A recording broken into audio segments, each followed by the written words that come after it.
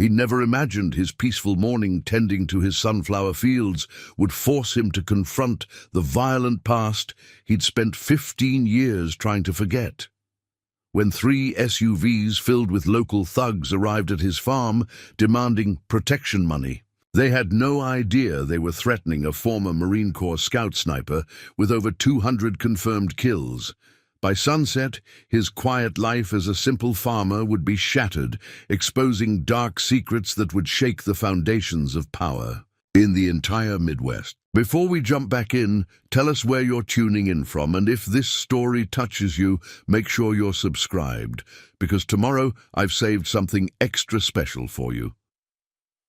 The September sun painted long shadows across the endless rows of sunflowers as Michael Reeves methodically inspected his crops. At 52, his tall frame carried the solid build of a man who spent his days working the land, though hints of his military bearing occasionally showed through in the precise way he moved between the towering stalks. The morning air was crisp, carrying the first hints of autumn, and Michael paused to watch the golden fields rippling in the breeze. 15 years of tending these fields had almost helped him forget what he used to be. Almost. But some mornings, like this one, the rhythmic swaying of the sunflowers reminded him too much of tall grass in another country, in another life.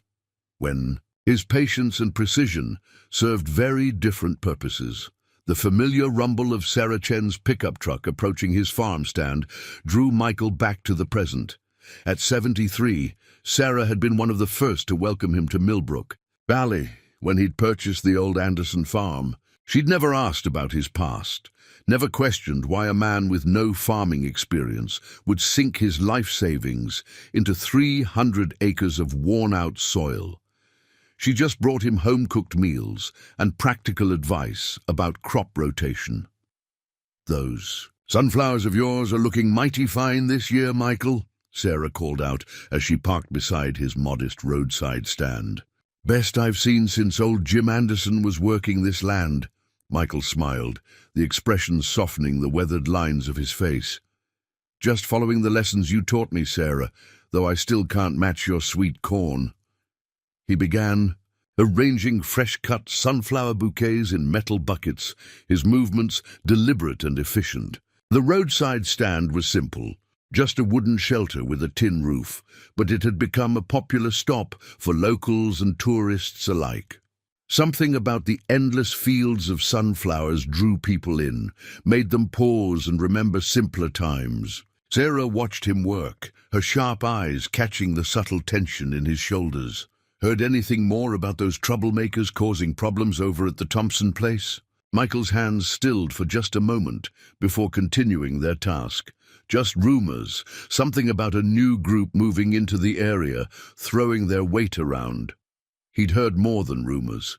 3 farms in the valley had already been visited by men in expensive SUVs demanding protection payments. The local sheriff seemed suspiciously uninterested in investigating. It was the kind of situation Michael had deliberately left behind when he'd chosen this quiet corner of Kansas to disappear into.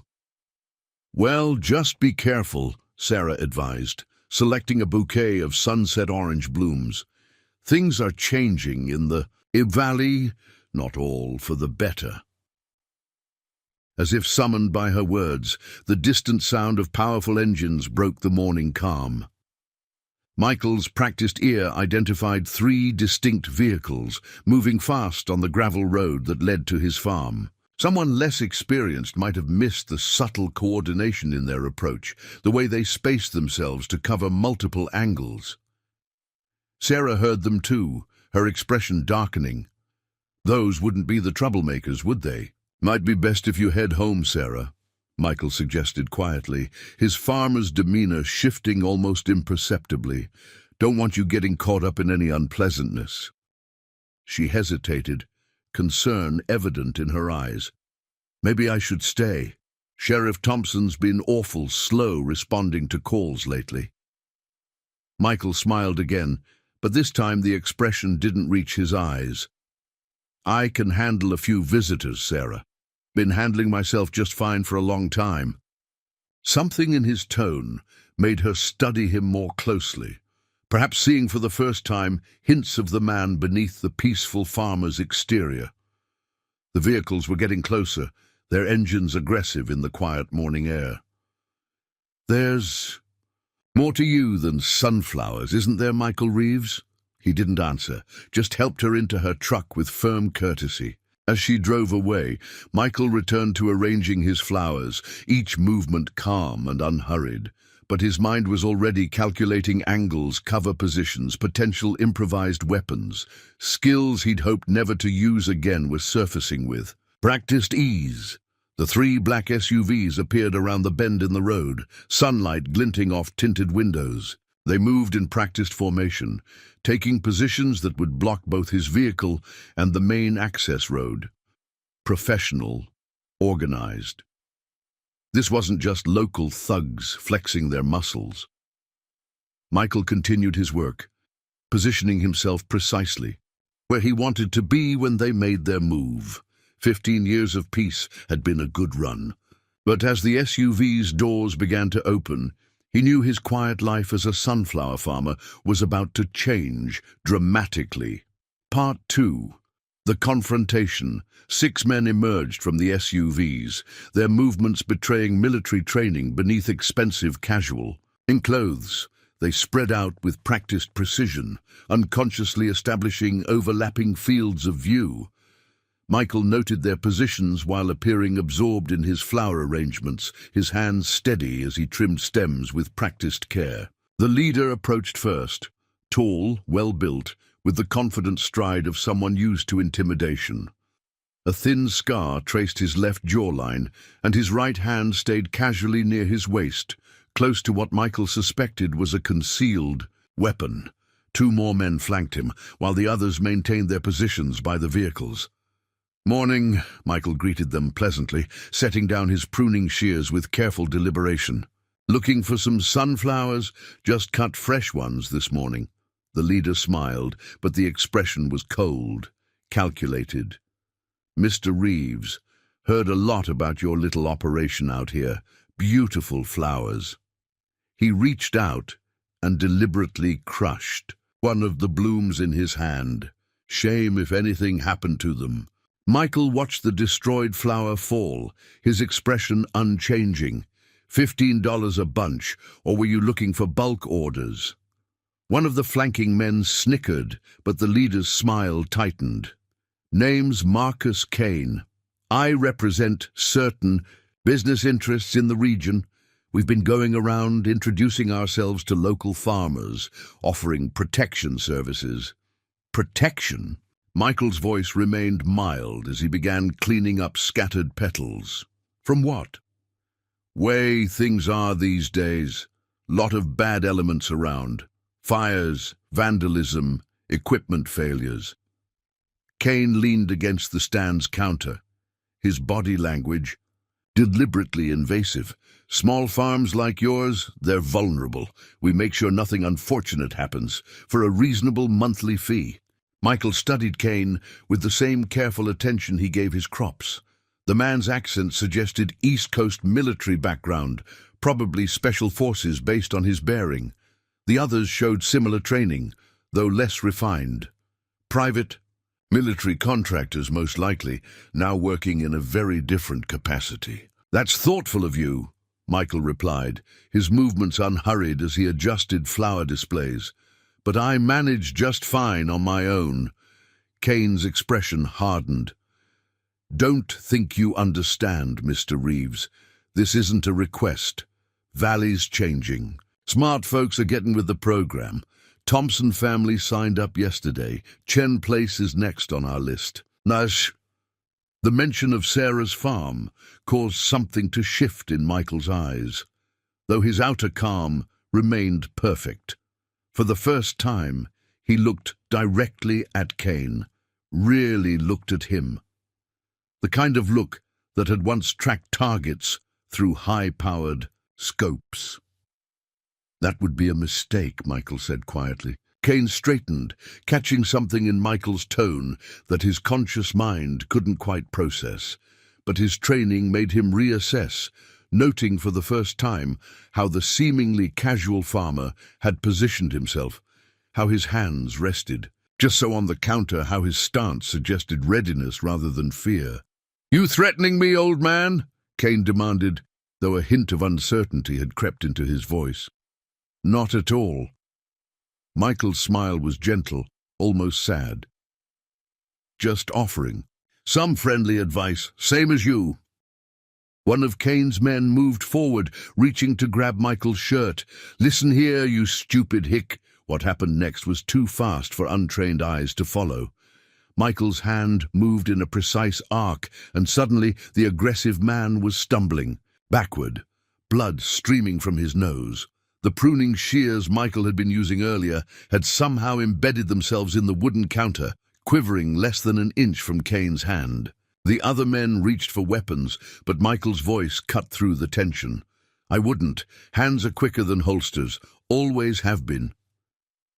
Kane stared at the shears, then at his bleeding companion, his professional mask cracking slightly. "You have no idea what you're dealing with, farmer."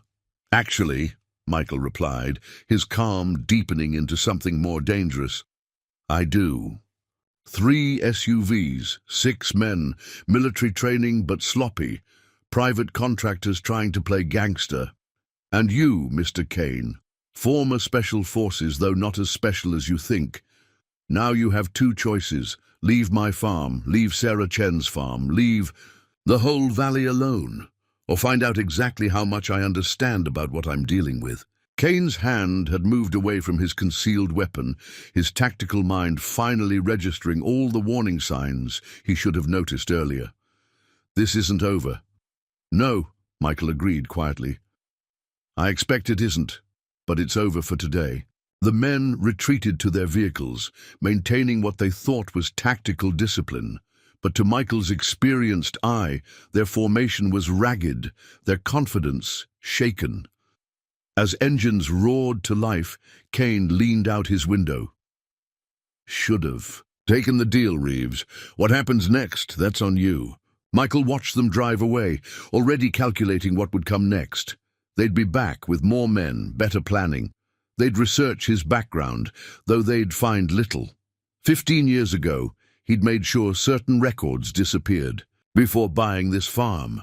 But as dust settled on his sunflowers, Michael knew his peaceful life was ending. Kane's crew wasn't just running a protection racket. Their training, their equipment, the precision of their operation, this was something bigger, and now that he'd revealed a fraction of his capabilities, they'd dig deeper, ask questions. He picked up his fallen sunflower, studying the crushed petals.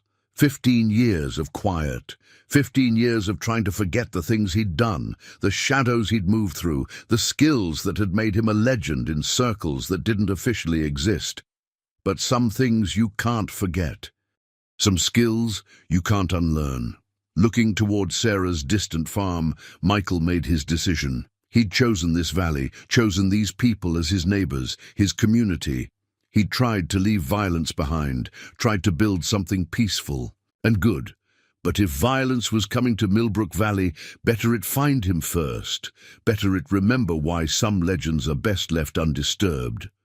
Preparing and narrating this story took us a lot of time, so if you are enjoying it, subscribe to our channel. It means a lot to us.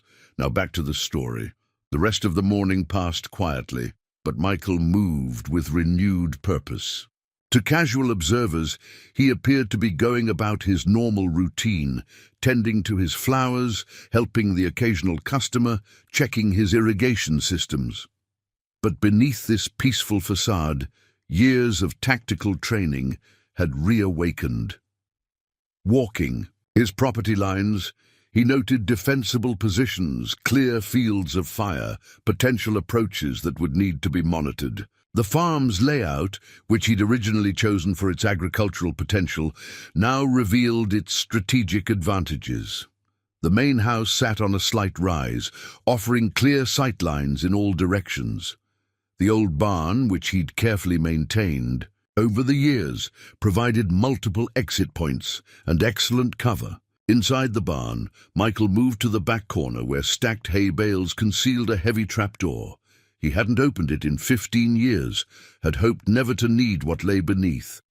The hinges creaked softly as he lifted it, revealing a narrow stairway descending into darkness. The small underground room smelled of gun oil and metal. Here, in a space known only to him, Michael had kept insurance against the past ever catching up with him.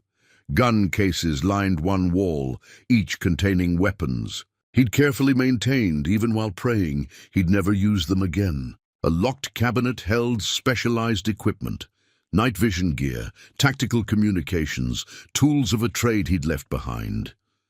"Never thought I'd be opening you again," he murmured, running his hand along a familiar case. Inside lay a custom M40A6 sniper rifle, the same model he'd carried in his final years of service. He'd modified it extensively, turned it into something uniquely his own during operations that officially never happened. A worn logbook caught his eye, its pages filled with mission details, coordinates, calculations for shots that had changed the course of conflicts no one knew about. Michael picked it up, memories flooding back. The book didn't just contain operational data, it held names, contacts, people who moved in shadows similar to those he'd once inhabited. "Guess some bridges you never completely burn," he said softly, tucking the book into his pocket. He wouldn't call those numbers unless absolutely necessary, but Kane's crew had shown too much training, too much organization. This wasn't just local crime, something bigger was moving into the valley. Upstairs, Michael heard the crunch of tires on gravel. Moving silently to a barn window, he observed Sheriff Thompson's patrol car pulling up to his stand. Right on schedule. Kane's people would have reported the confrontation, and now the local law enforcement response would reveal more about what they were dealing with. Thompson was a big man gone soft, his uniform straining against extra pounds added by years of looking the other way. He walked with the artificial authority of someone more accustomed to receiving envelopes of cash than enforcing the law. "Afternoon, Sheriff," Michael called out, emerging from the barn with a deliberately unhurried pace. "What brings you out? This way?" "Had some complaints, Reeves." Thompson's hand rested meaningfully on his holstered weapon. "Reports of you threatening legitimate businessmen, making trouble." Michael continued walking toward his stand, noting how the sheriff's eyes darted nervously around, looking for witnesses. "Interesting definition of legitimate business, Sheriff. Don't recall protection rackets being legal in Kansas." "Ah, watch your mouth," Thompson snapped, though his bluster couldn't quite hide his unease. "These are respected security consultants, helping folks protect their investments. Way I hear it, you assaulted one of them. Could be serious charges." "Could be," Michael agreed mildly, "though I suspect Mr. Kane and his associates won't be filing any official complaints. Might raise too many questions about their operations." The sheriff's face reddened. "That's some kind of threat?" "Just an observation." Michael began arranging flowers with careful precision. "Same as I've been observing unusually expensive improvements to your property lately. New pool, I hear. Must be doing well on a sheriff's salary." Thompson's hand tightened on his weapon, but uncertainty showed in his eyes. Something about Michael's calm was making him reassess the situation, picking up on warnings his conscious mind couldn't quite process. "Don't push me, Reeves," he growled, though his voice lacked conviction. "Valley's changing. Smart folks know which way the wind's blowing. Winds change, Sheriff. Storms come and go. But some things, duty, honor, protecting the innocent, those things should stay constant." Michael's words carried a weight that made Thompson step back involuntarily. For just a moment he glimpsed something behind the farmer's peaceful exterior, something that reminded him of hard men he'd encountered in his early law enforcement days. "This is your only warning," Thompson managed, retreating to his car. "Don't cause trouble for progress." As the patrol car disappeared down the dusty road, Michael allowed himself a grim smile. The sheriff's visit had confirmed his suspicions. Local law enforcement was compromised, probably part of whatever operation Kane's people were running. Returning to the barn, Michael began making preparations. The guns would stay hidden for now. Revealing those capabilities too soon would force Kane's people to escalate immediately. Better to let them think his earlier display of skill was the extent of his abilities, but other measures could be put in place. He began activating security systems he'd installed years ago, but never armed. Motion sensors, hidden cameras, subtle deterrents that would give him advance warning of any approach.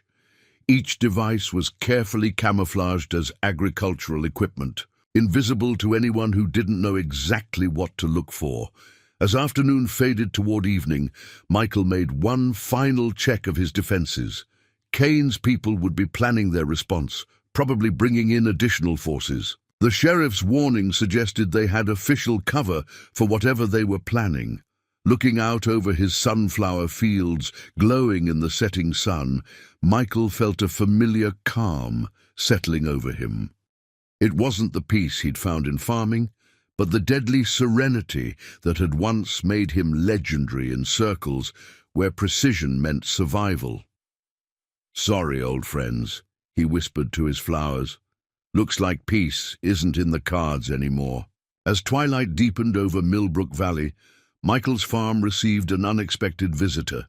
Sarah Chen's old truck rattled up his driveway, headlights cutting through the growing darkness.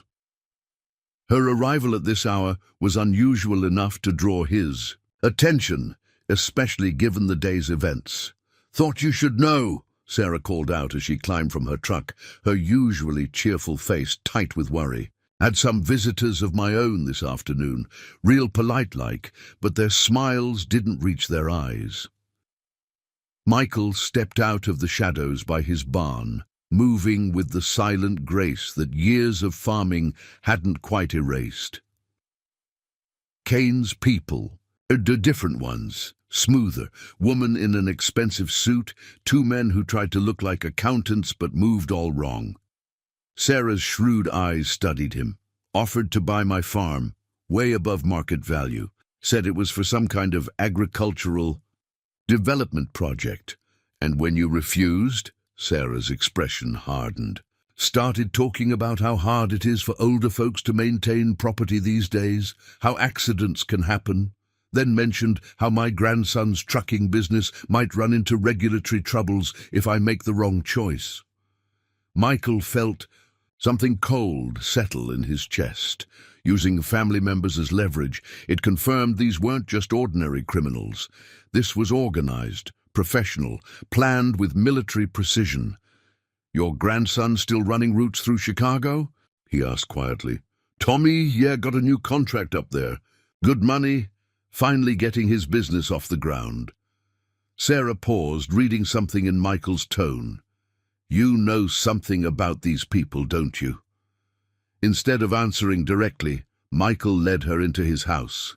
The interior was Spartan, functional, with clear sight lines to all approaches, a defender's home masked as a bachelor farmer's simple dwelling. He put coffee on, more to give his hands something to do than from actual hospitality. "Valley's changing, Sarah. These people, they're not just thugs. They're well-funded, well-organized. That development project they mentioned, probably legitimate on paper, but it'll be cover for something else." Sarah watched him move around his kitchen, noting how he never stood directly in front of windows, how his attention constantly swept the approaches to his house. "You're not just a farmer, are you, Michael?" "Been one for 15 years, he replied, his voice soft but carrying an edge she'd never heard before. "Grew to love it, actually. Piece of it. Way things grow if you treat them right." He paused, choosing his words carefully. "But before that, I had different skills I'm starting to think the Valley might need. Those men today at your stand heard they left with bloody noses and wounded pride." Michael's smile didn't reach his eyes. That was just a warning, hoped it might be enough to make them back off, look for easier targets. He set coffee cups down, his movements precise. But their visit to you changes things. They're mapping out the whole valley, identifying pressure points, weaknesses. Sarah's hands tightened around her coffee cup. Sheriff Thompson's no help. Saw him leaving your place earlier. Man's got new jewelry his salary couldn't touch, new boat behind his house. They'll have corrupted local law enforcement first. Standard procedure when setting up operations like this. Michael caught himself, noting Sarah's sharp look at his choice of words. Valley's got strategic value. Good roads, close to major highways but isolated enough to operate quietly. Perfect for moving things, or people, without attention. Things? You mean drugs? Maybe. Probably something bigger. Their personnel, their tactics. This is military-grade organization. Could be weapons, could be specialized equipment. Whatever it is, they need land, need control of local transport, routes. Sarah absorbed this, her practical farmer's mind adapting to new realities. That's why they want my place. Got highway access, good sight lines to the valley's main roads. Michael nodded. Plus, your grandson's trucking business. Perfect, legitimate. In cover for moving cargo without questions. He studied her over his coffee cup. They'll keep pushing, offer more money first, then escalate the pressure. These people, they're used to taking what they want. Unless someone stops them. Sarah's voice was quiet, but firm. That's what you're thinking, isn't it? Instead of answering immediately, Michael moved to his window, scanning the darkened valley with practiced eyes. Security lights marked out other farms. The Thompson place, dark now that they'd sold out. The Miller farm, still holding out despite increasing pressure. And beyond them, the glow of construction lights, where Kane's operation was establishing itself. Been watching their patterns, he finally said. They're professional but predictable. Military training makes them confident, makes them follow standard procedures, makes them vulnerable if you know what to look for. And you know what to look for. It wasn't a question.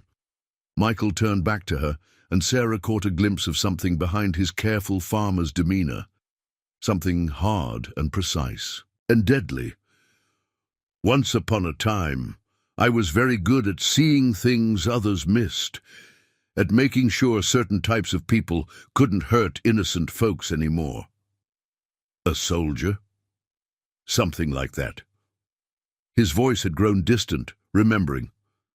Specialized. Work. The kind that doesn't officially exist. The kind that marks you, changes you. Thought I'd left it behind when I bought this place. Sarah stood, her decision made.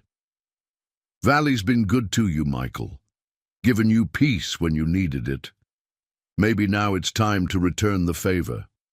They'll come at me first, he warned. After today, they'll want to make an example, show everyone what happens to people who resist. Let them come, Sarah replied, with surprising fierceness. Valley folks might look simple, but we're not blind. We've seen what's happening. Sometimes you need a storm to clear the air. Michael walked her to her truck, his movements alert. In the darkness, as she started the engine, he laid a hand on her door. Keep your grandson away from Chicago for a while, he advised quietly. Routes through Kansas City are safer right now. And Sarah, thank you for 15 years of letting me just be a farmer. You still are a farmer, she answered firmly. Just one who happens to have other skills the valley needs right now. As her taillights disappeared down his drive, Michael allowed himself a moment of regret for the peace he was about to shatter. Then he moved into his barn, toward the hidden room where old equipment waited. It was time to remember other skills, darker skills, time to become something more than just a farmer again. The night brought subtle changes to Millbrook Valley. To untrained eyes, everything appeared normal. The usual quiet darkness of farm. Country broken only by scattered security lights and distant farm equipment. But Michael, keeping watch from his darkened house, noted the differences. 3 unmarked vehicles had taken positions on surrounding roads, their presence masked as broken-down trucks or late-night travelers. Occasionally, radio frequencies, crackled with coded communications, professional teams establishing surveillance patterns. Kane's people were watching, gathering intelligence, preparing their response. Michael used their observation to his advantage, maintaining his routine with careful precision. He worked his fields by day, tended his stand, appeared to be nothing more than a farmer concerned with his crops, but each movement served multiple purposes. While checking irrigation lines, he mapped their surveillance positions. While tending his sunflowers, he noted patrol patterns and shift changes. Dawn brought new developments. A sleek black sedan rolled up his driveway, different from Kane's aggressive SUVs. A woman emerged, mid-40s, expensively dressed, moving with the practiced grace of someone used to wielding authority. Two men flanked her, trying too hard to look like corporate security rather than military contractors. "Mr. Reeves," she called out as Michael continued arranging his flowers. "I wonder if we might have a word about yesterday's unfortunate misunderstanding." Michael studied her approach, noting details others might miss. The way her suit jacket was cut to conceal a shoulder holster. How her companions positioned themselves to maintain clear firing lines while appearing casual, professional, dangerous. "No misunderstanding," he replied mildly, continuing his work. "Made myself pretty clear to Mr. Kane. Alexandra Winters." She introduced herself, extending a manicured hand. He deliberately didn't shake. "I represent certain investment interests in the region." Mr. Kane's approach was, regrettably, unrefined. "I'm here to offer a more civilized discussion." Michael finally looked up, meeting her calculated smile with calm regard. "About protection. Services I don't need? About opportunities, Mr. Reeves. The valley is changing. Development is inevitable. Forward-thinking farmers are choosing to be part of that progress." She produced a folder, laying it on his counter. "We're prepared to offer significantly above market value for your property." Michael opened the folder, whistling softly at the number on the purchase agreement. "Generous. We believe in fair compensation, plus additional considerations, consulting fees, potential positions in our agricultural development project, a chance to be part of something larger than just one small farm." Her voice was smooth, reasonable, but Michael caught the subtle undertones, the implicit threat beneath the professional veneer. He'd heard similar voices in other places, negotiating with local leaders before things turned ugly. "Something larger," he repeated thoughtfully. "Like what's happening at the old Miller place, all that late-night construction, awful lot of security for agricultural development." A flicker of tension crossed her perfect composure.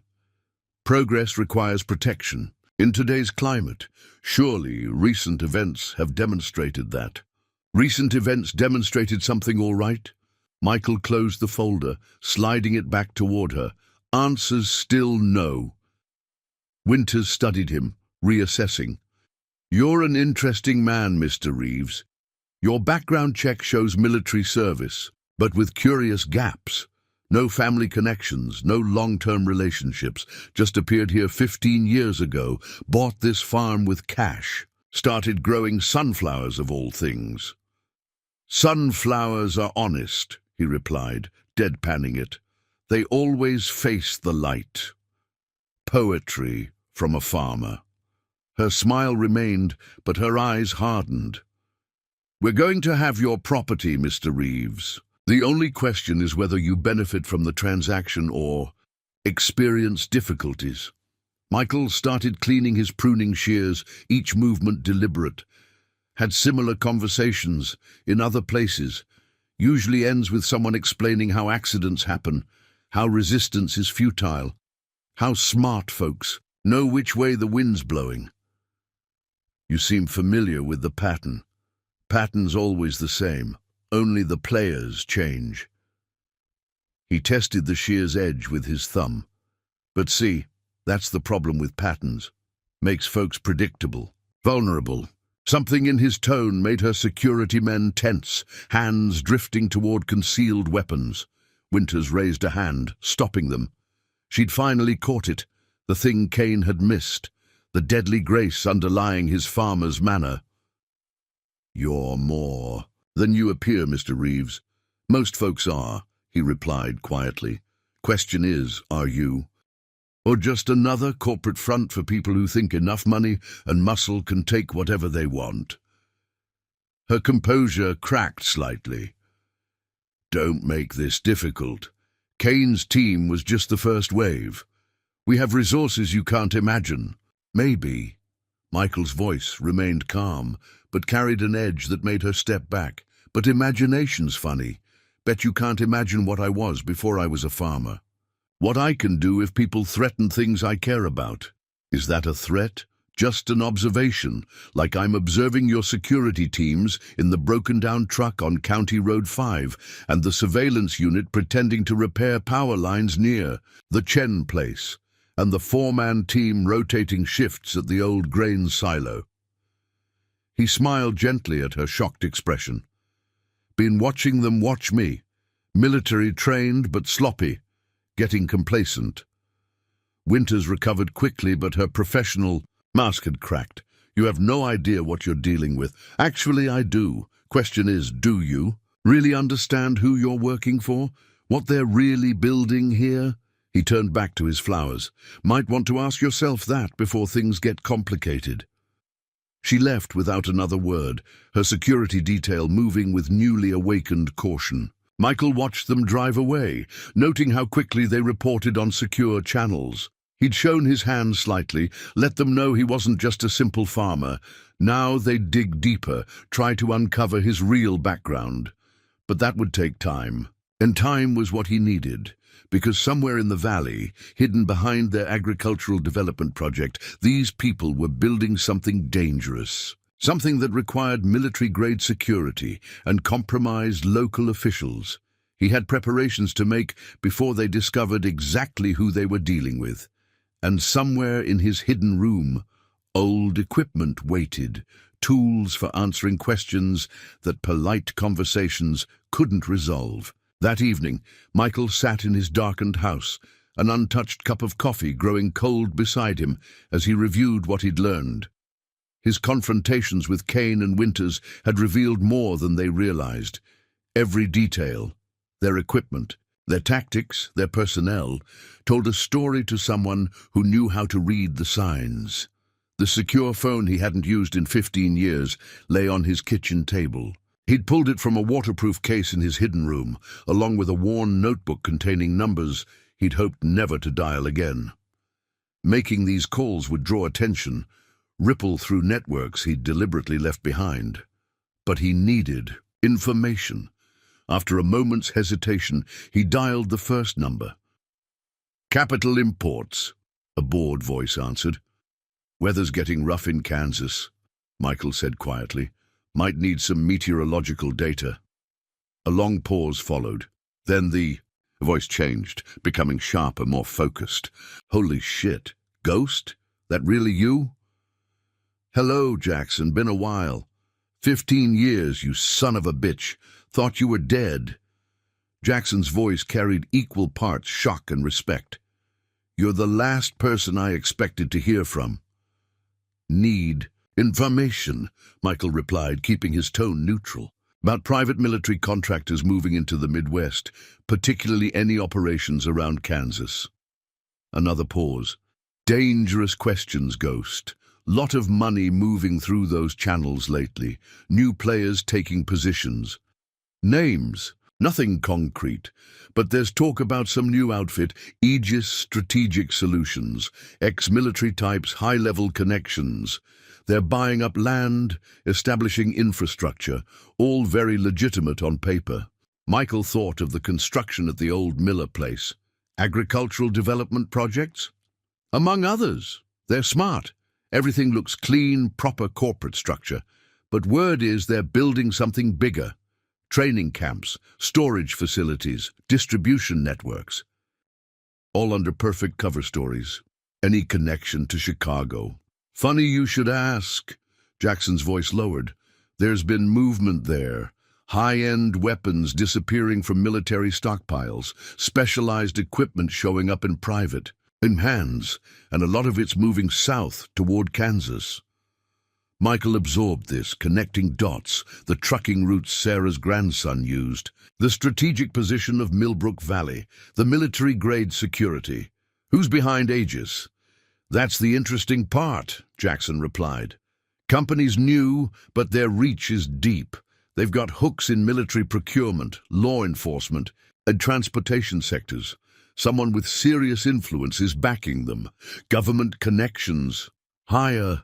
Private sector players with government contracts. Word is, they're building some kind of parallel infrastructure, military capability without oversight. Really heavy stuff, Ghost. Michael's mind worked through implications.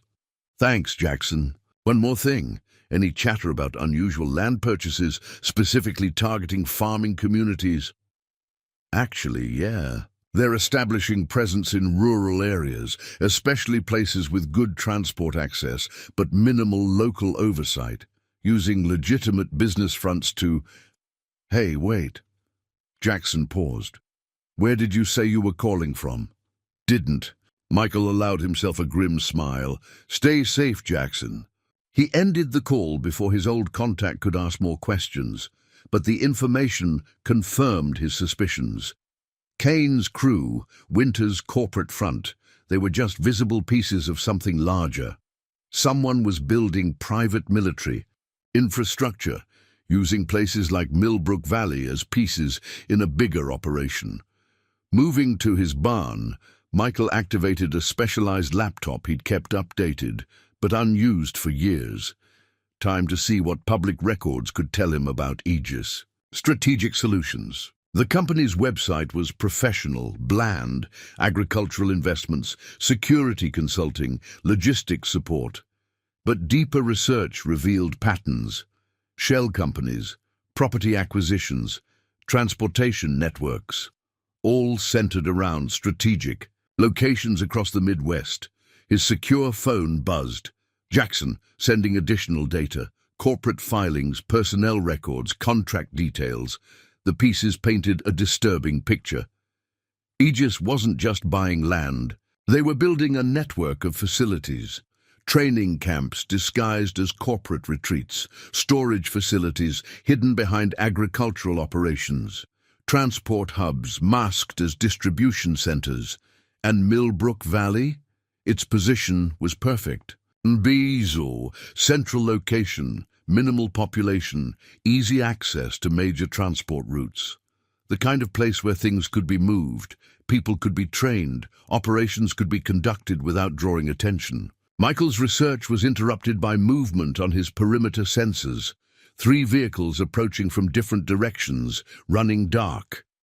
Kane's people making another pass, probably hoping to catch him off guard.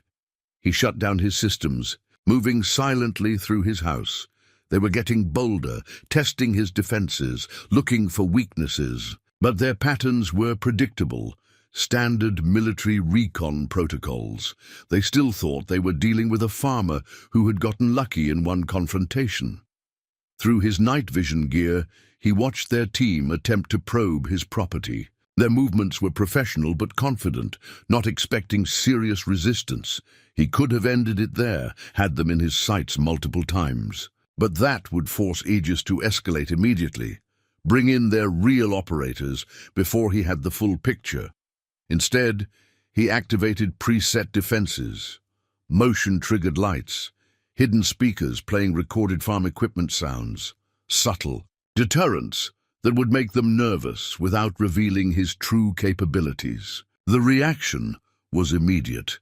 The team retreated, maintaining what they thought was tactical discipline. They'd report that his security was better than expected, but still amateur. Let them think that. Let them believe he was just a well-prepared informer, because now he knew what they were really building in Millbrook Valley, knew why they needed control of the entire region, and he understood that stopping them would require more than just defending his farm. He had names now, had patterns, to track, connections to unravel. Before he could act, he needed to understand the full scope of what Aegis was creating, needed to identify the key pieces of their operation. The question wasn't just how to stop them. It was how to expose an organization designed to operate in shadows, backed by people who could make problems disappear. Dawn painted the sky in shades of amber when Michael spotted Sarah Chen's truck approaching his farm at an unusual hour. But something was wrong. The vehicle's movement was erratic, too fast for the gravel road. As it drew closer, he noticed the driver's side window was shattered. Moving quickly but methodically, he positioned himself behind the cover of his barn, his farmer's calm replaced by combat-honed focus. The truck skidded to a halt in his driveway, dust billowing around it. "Michael!" Sarah's voice carried panic. He'd never heard from her before.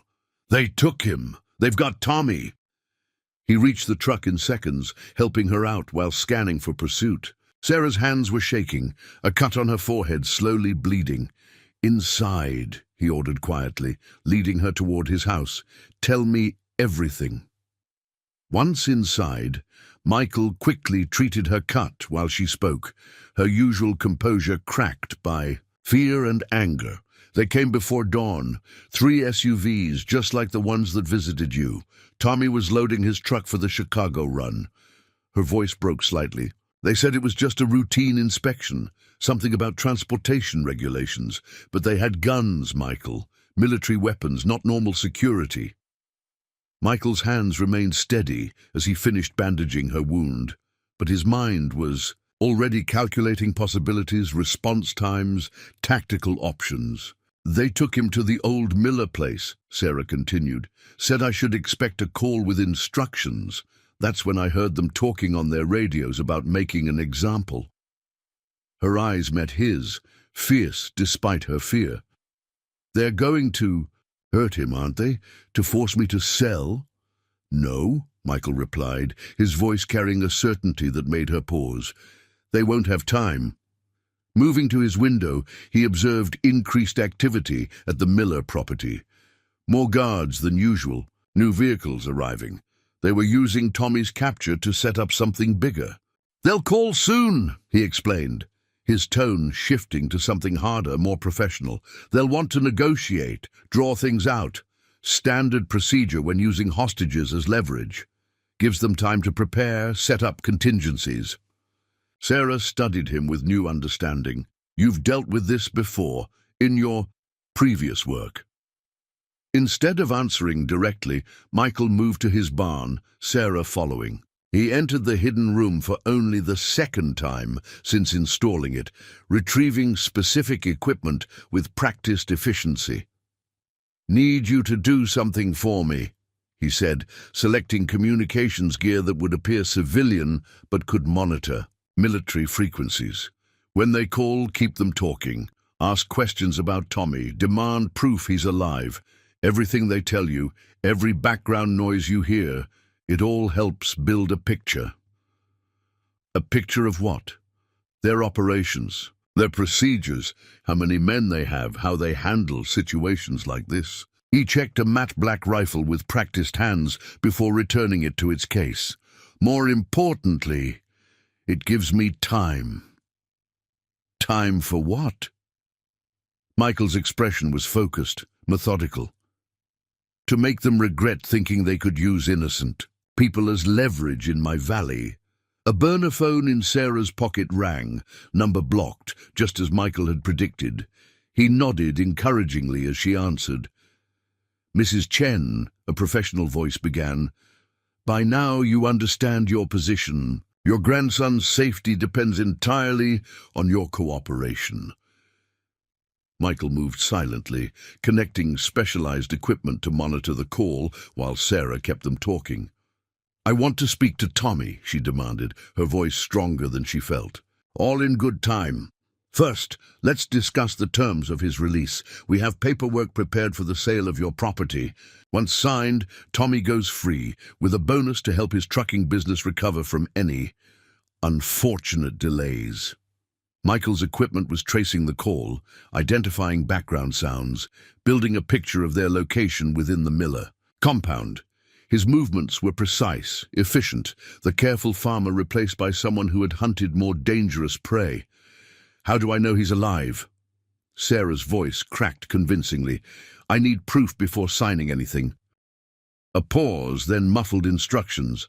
Tommy's voice came on the line, shaky but alive. "Grandma, I'm okay, don't let them—" He was cut off. Satisfied? The professional voice returned. "Now, about that paperwork." "I'll need time," Sarah replied, following Michael's silent prompts.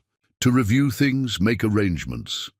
You have 1 hour, we'll text an address, come alone, or Tommy suffers the consequences." The call ended. Michael's equipment had captured everything. Background voices, equipment sounds, enough to build a tactical picture. "They're holding him in the new storage facility," he concluded, reviewing data. "Northern section, based on the echo patterns. 20, maybe 30 men on site. Professional equipment, but their protocols are sloppy, overconfident." Sarah watched him work, seeing the transformation complete. The peaceful farmer was gone, replaced by someone who read tactical situations like he used to read weather patterns. "You're going to get him out?" "Yes." Michael's voice was calm, certain. "But first, we need to understand what we're really dealing with. This isn't just about Tommy. They're using him to set something up, testing responses, establishing patterns." He moved through his barn, gathering specific equipment while explaining. "They know you're connected to me. Know I helped you stand up to them. This is partly about forcing your cooperation, but it's also about sending a message, showing everyone what happens to people who resist." "So it's a trap?" "Of course." Michael checked a small case of specialized tools. "But they're expecting local law enforcement response. Maybe some amateur rescue attempt. They're not set up for other possibilities." Sarah recognized items that seemed out of place on a farm. Specialized optics, communications gear, things that hinted at capabilities far beyond agriculture. "What are you going to do?" Michael's smile was cold, professional. "First, we let them think their plan is working. Let them focus on you, on the paperwork, on their message about consequences. Let them get comfortable, confident." He moved to a locked cabinet, retrieving items that definitely weren't farming equipment. "Then I'm going to remind them why some threats shouldn't be made, why some lines shouldn't be crossed." His voice carried absolute certainty. "And they're going to learn that taking hostages in my valley was their last mistake." The next hour moved with precision, each minute carefully utilized as Michael prepared. He studied satellite imagery of the Miller property, marking changes since Aegis had taken control. New buildings had appeared, storage facilities, training areas, all disguised as agricultural infrastructure. But to experienced eyes, their true purpose was clear. "They've modified the old grain silo," he explained to Sarah, indicating specific points on the images. "Added reinforced walls, security systems, probably their command center. Main storage, facility where they're holding Tommy is here.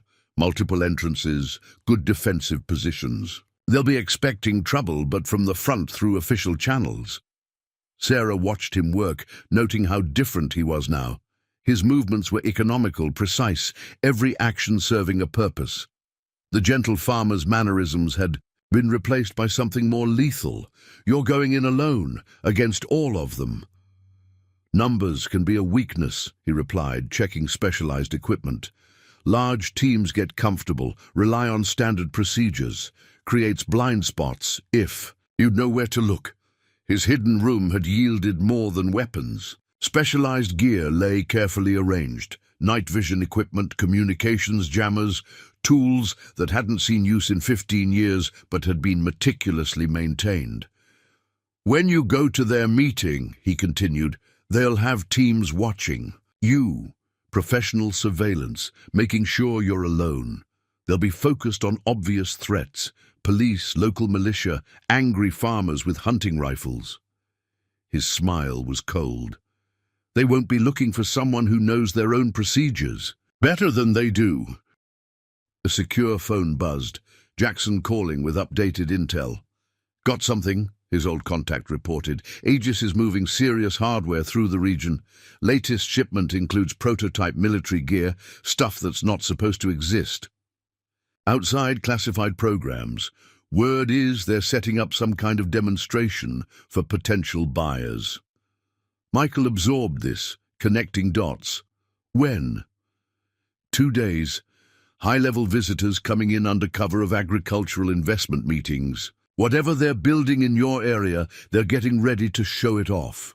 That's why they're pushing so hard now, Michael realized. Need to control the entire valley before their demonstration. No loose ends, no potential witnesses. Ghost, Jackson's voice carried warning. These people have serious backing. Private military contractors, corrupt officials, corporate money. You sure you want to poke this hornet's nest? Michael watched Sarah checking her phone, waiting for instructions about Tommy. They made it personal, Jackson. Used innocent people as leverage. That changes things. Yeah, figured you'd say that. Just watch yourself. I'm hearing whispers about their security chief, guy named Kane. Ex-Special Forces, reputation for excessive force. We've met. Then you know what you're dealing with. Need anything else? Michael studied his tactical layouts. Just keep monitoring their communications. Let me know if any unusual movement starts. Ending the call, he turned back to his preparations. The pieces were becoming clear. Aegis wasn't just building infrastructure, they were creating a showcase.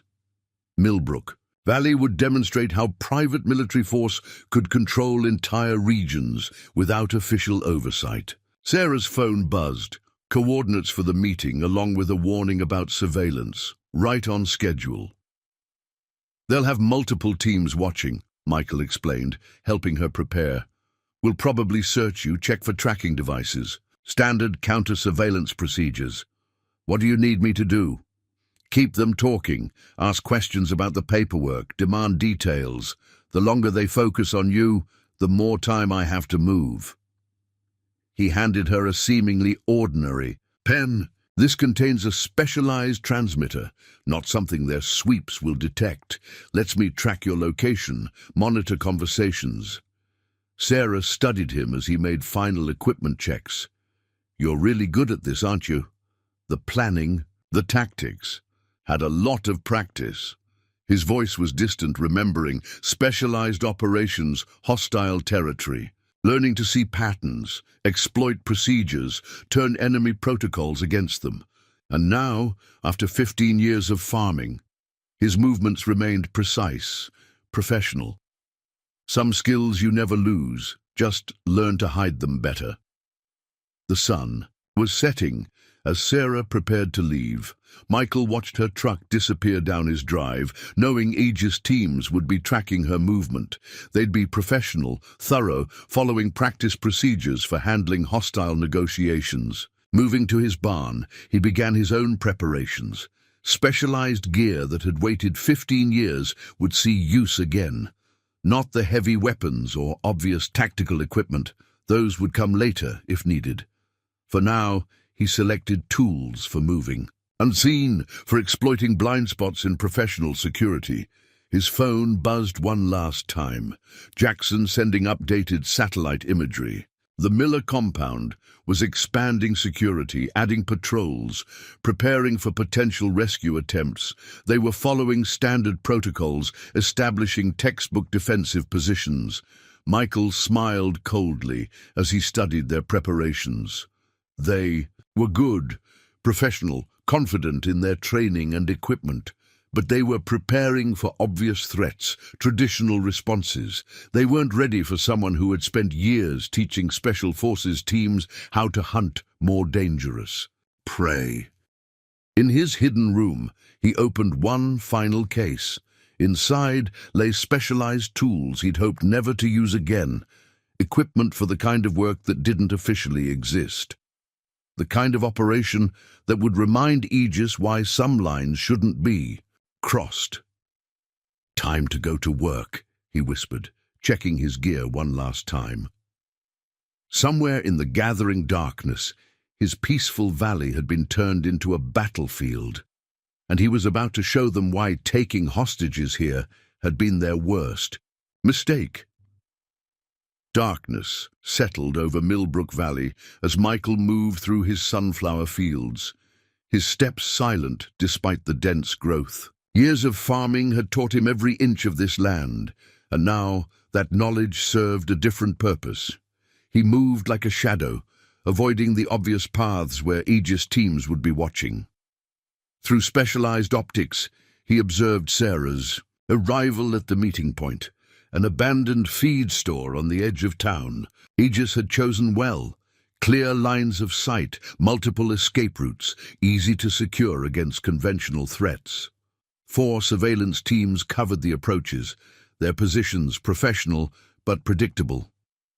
"Mrs. Chen," Winter's voice came clearly through his monitoring equipment. "I trust you've brought the necessary paperwork?" Michael tracked multiple radio frequencies as Aegis teams reported Sarah's arrival. Their communications were encrypted, but followed standard military protocols, another predictable pattern he could exploit.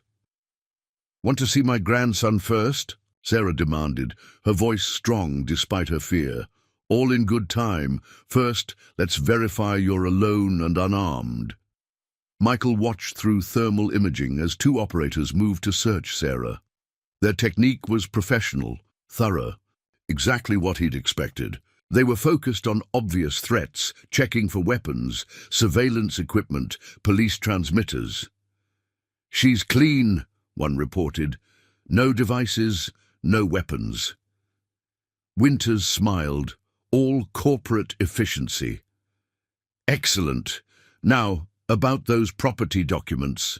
But Michael was already moving. While their attention focused on Sarah, he slipped through gaps in their surveillance net. Their security was good, but standardized. They watched obvious approaches, maintained textbook fields of fire. They weren't prepared for someone who had written some of those textbooks. Using their own protocols against them, he moved closer to the Miller compound. Security had been enhanced, additional patrols, motion sensors, everything needed to prevent a conventional rescue attempt. But they'd forgotten one of warfare's oldest lessons. Sometimes the most dangerous enemy is the one who knows your own tactics better than you do. His first target was their communications hub, disguised as a farm equipment shed. 2 operators maintained radio contact with their teams, coordinating surveillance of Sarah's meeting. Their position was well chosen, defendable, against normal threats. Michael approached from an angle their training said was impossible, using techniques he'd developed for operations that officially never happened. The first operator never saw what hit him, a precise strike to specific nerve clusters, and he dropped silently. The second had time to reach for his weapon before joining, his companion in unconsciousness. Inside the shed, Michael accessed their communications equipment. Years of maintaining his own gear made understanding their systems simple. Within minutes, he had access to their encrypted channels, could track their movements, monitor their protocols. "All units, maintain positions," he heard Kane's voice directing operations. "Package is still secure in Building 3. Once the paperwork's signed, we move to Phase 2. Michael's lips tightened. They were using Tommy as bait, setting up something bigger. Through their own systems, he tracked their patrol patterns, noted their defensive positions. Everything was professional, coordinated, and completely vulnerable to someone who understood their procedures. Moving deeper into the compound, he approached Building 3. Their security was heaviest here. Multiple teams, overlapping fields of fire, motion sensors covering all approaches. They'd created a perfect defensive position, exactly by the book. But Michael hadn't survived specialized operations by following books. Using their own security patterns as cover, he moved between patrol routes, exploiting gaps in their surveillance. Each step was calculated, precise, the kind of movement that had once made him legendary in circles where precision meant survival. "Status check, Team 2!" Kane's voice crackled through captured communications. Silence answered him. "Team 2, report." Michael smiled coldly, moving past the unconscious forms of Team 2. They'd never seen him coming, too focused on obvious threats, too confident in their training. "All teams, possible breach." Kane's voice carried professional concern. "Check all sectors." But Michael was already inside their perimeter, moving through shadows their tactical training told them was secure. He located Tommy in a reinforced room, conscious, zip-tied to a chair, 2 guards watching with professional detachment. The first guard went down to a precisely targeted strike before he could react. The second managed to reach for his radio before Michael's elbow found specific nerve clusters, dropping him instantly. "Mr. Reeves." Tommy's eyes were wide as Michael cut his restraints. "How did you—" "Questions later," Michael replied, quietly, checking the guard's pulses, alive but unconscious, exactly as planned. "Can you walk?" Tommy nodded, rubbing circulation back into his wrists. "Think so. They didn't hurt me much. Said they needed me in good condition for proof of life." "Good. Stay close. Move exactly where I move." But as they reached the door, alarms began blaring. Someone had finally noticed missing check-ins, realized something was wrong. Through captured radio channels, Michael heard controlled chaos as Aegis. Teams realized their security had been breached. "All units, full lockdown," Kane ordered. "Unknown hostile has penetrated the perimeter. Activate contingency protocols." Michael smiled grimly. Contingency protocols meant they'd switch to secondary communications, fall back to defensive positions, follow standard military procedures for containing threats. Everything he'd expected them to do. "Sir!" A panicked voice broke protocol. "Team 3 is down. Just found them. All unconscious, no signs of struggle." "What the hell are we dealing with?" Kane demanded. "Someone who knows your playbook better than you do," Michael whispered, guiding Tommy through blind spots in their security coverage. Already, he could hear teams moving to textbook containment positions, establishing exactly the patterns he'd anticipated. They'd trained for conventional threats, prepared for standard tactical responses. They weren't ready for someone who had spent years teaching special forces teams how to hunt more dangerous prey. And now, as alarms echoed across Millbrook Valley, they were about to learn why taking hostages here had been their last mistake. Emergency lights bathed the Miller compound in harsh illumination as Aegis teams moved with practiced urgency to contain the situation. Through their own communication channels, Michael listened to growing confusion as more security teams failed to report in. "Southwest sector clear," one team reported. "Negative contact east side," another added. "Where the hell is Team 4? Kane demanded. Michael guided Tommy through shadows their tactical training said were secure, using their own search patterns as cover. Each Aegis team moved exactly as their protocols dictated, establishing perimeters, securing sectors, following procedures that made them perfectly predictable. "How are you doing this?" Tommy whispered as they paused behind equipment storage. "They've got the whole place locked down." "They think they do," Michael replied quietly, "but they're following standard procedures, expecting standard threats. Makes them vulnerable if you know what to look for." Through captured communications, he heard Kane coordinating their response. "All units, target is moving with the hostage. Priority is containment and recovery, authorized to use necessary force." Michael smiled coldly.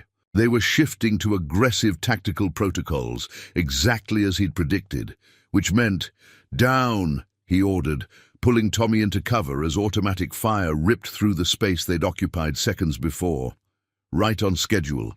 Teams. moving to pre-designated firing positions, establishing kill zones by the book. Jesus, Tommy breathed, eyes wide at the near miss.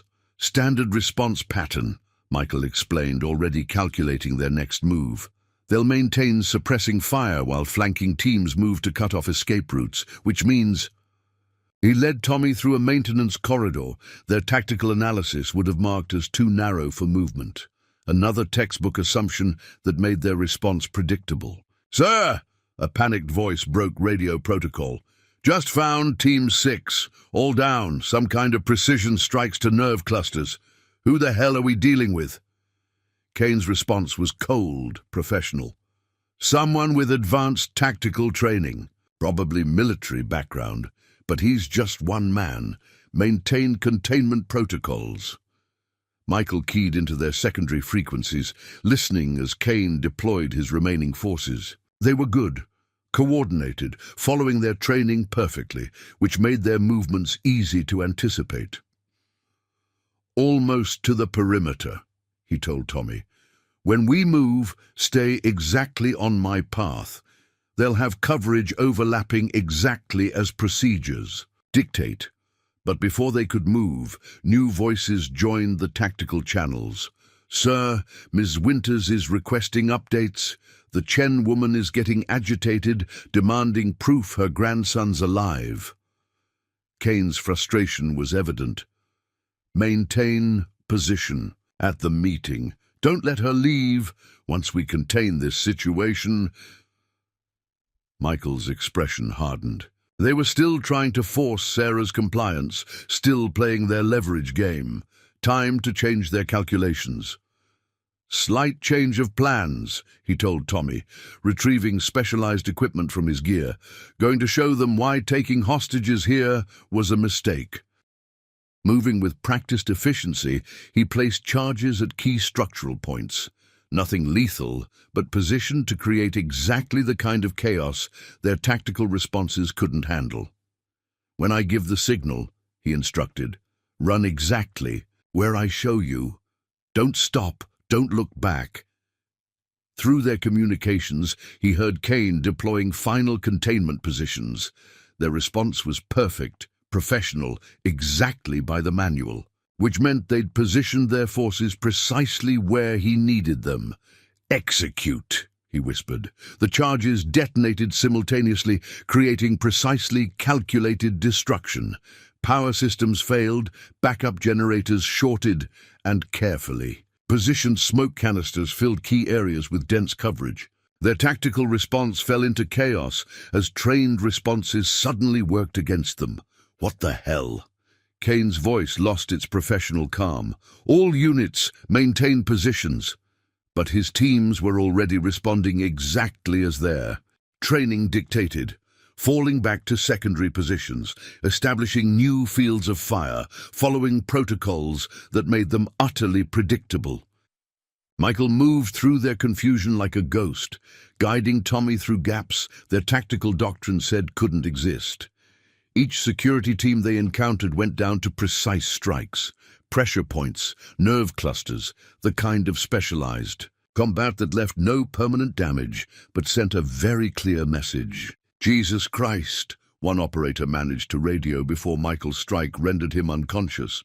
"He's not just military trained, he's..." The transmission cut off as they reached the perimeter.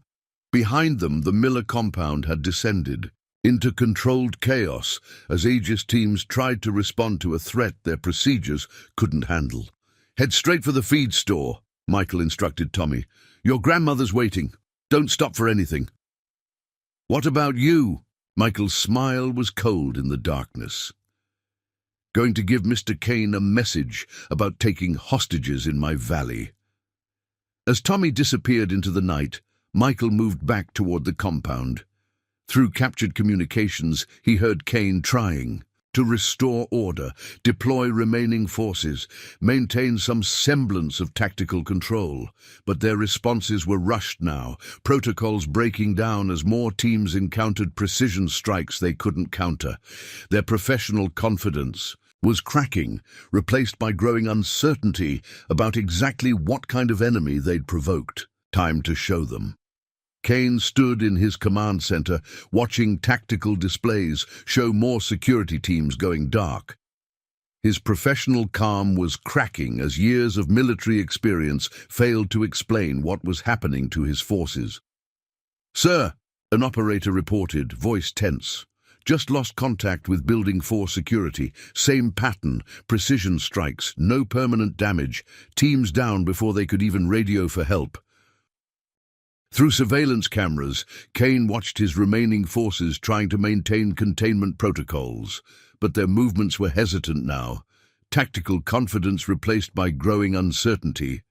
Every shadow could hide their attacker, every blind spot in their coverage suddenly seemed exposed. "This is impossible," Kane muttered, studying patrol patterns that should have been secure. "One man can't penetrate security this tight, not against trained operators."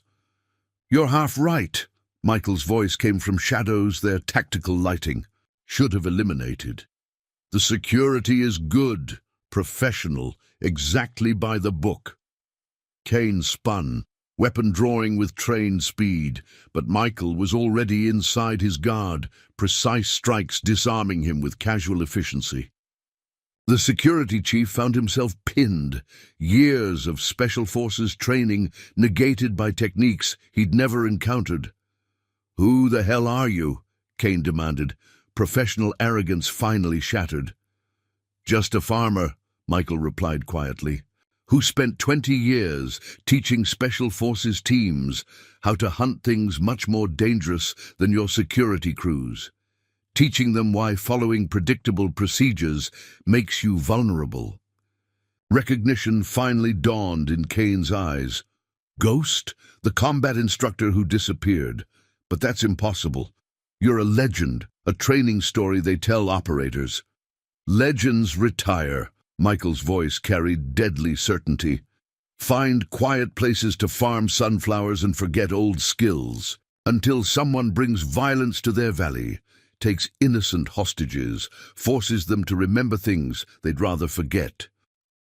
Through captured communications, they heard Winters demanding updates, growing frustrated as more teams failed to respond. Their perfect operation was unraveling, professional confidence replaced by increasing fear of shadows. "You don't understand what you're interfering with," Kane managed, trying to maintain some control.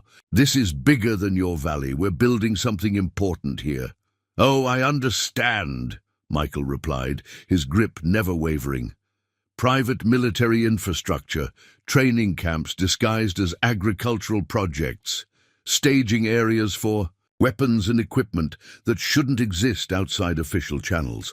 All very professional, very well planned." Kane's eyes widened. "How did you—" 20 years hunting things in shadows teaches you to see patterns, signs most people miss." Michael's voice hardened. "Also teaches you why some lines shouldn't be crossed, like using innocent people as leverage." Through tactical displays, they watched more security teams encountering precision strikes they couldn't counter. Professional operators reduced to unconscious heaps by combat techniques their training never covered. "You've lost this round," Michael continued quietly. "Tommy's free, your teams are down, and your perfect security has more holes than your tactical doctrine can handle. Now you have a choice." "A choice?" Kane's professional mask cracked further. "Leave the valley, take your operators, your weapons, your private military ambitions somewhere else, or find out exactly why they called me Ghost in places where precision meant survival." "You can't stop what's coming," Kane warned, though fear had replaced his arrogance. "We have backing you can't imagine, resources, connections." "Had similar conversations in other places," Michael replied. "Usually ends with people explaining why their power makes them untouchable, why resistance is futile." His grip tightened slightly. "Usually right before learning some powers aren't as absolute as they think." Through captured communications, they heard Winters ordering remaining teams to maintain containment, but her professional confidence was gone, replaced by growing uncertainty about exactly what kind of force they'd encountered.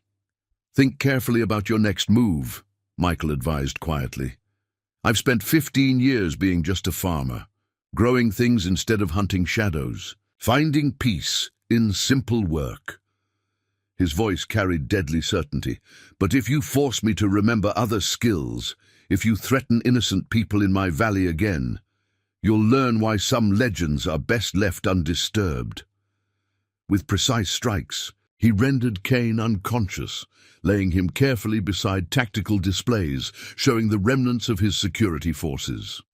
Professional operators reduced to unconscious heaps by combat techniques their training never covered. Moving through shadows their tactical doctrine said were secure, Michael headed for his extraction route. Behind him, the Miller compound stood in disarray, power systems disrupted, communications compromised, security teams scattered by precision strikes their procedures couldn't counter. Through captured channels, he heard Winters trying to maintain control as reports of neutralized teams kept coming. Their perfect operation had been shattered, professional confidence replaced by growing fear of darkness. Their tactical lighting couldn't banish. Time to let them think about their choices, about what happened when they brought violence to peaceful valleys, about why some skills, once remembered, changed everything they thought they understood about power and control. Tomorrow they'd wake to find their hostage gone, their security compromised, their professional operators haunted by combat techniques their training never prepared them for, and they'd have to decide, escalate against a force their procedures couldn't handle, or remember why some legends are best left in shadow.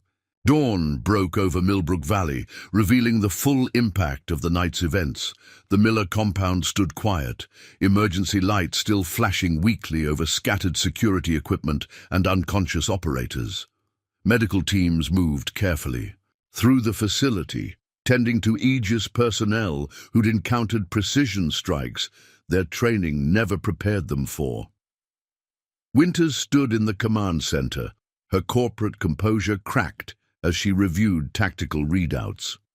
Every display told the same story: professional security teams neutralized with surgical precision, communications compromised, defensive protocols shattered. "How badly are we compromised?"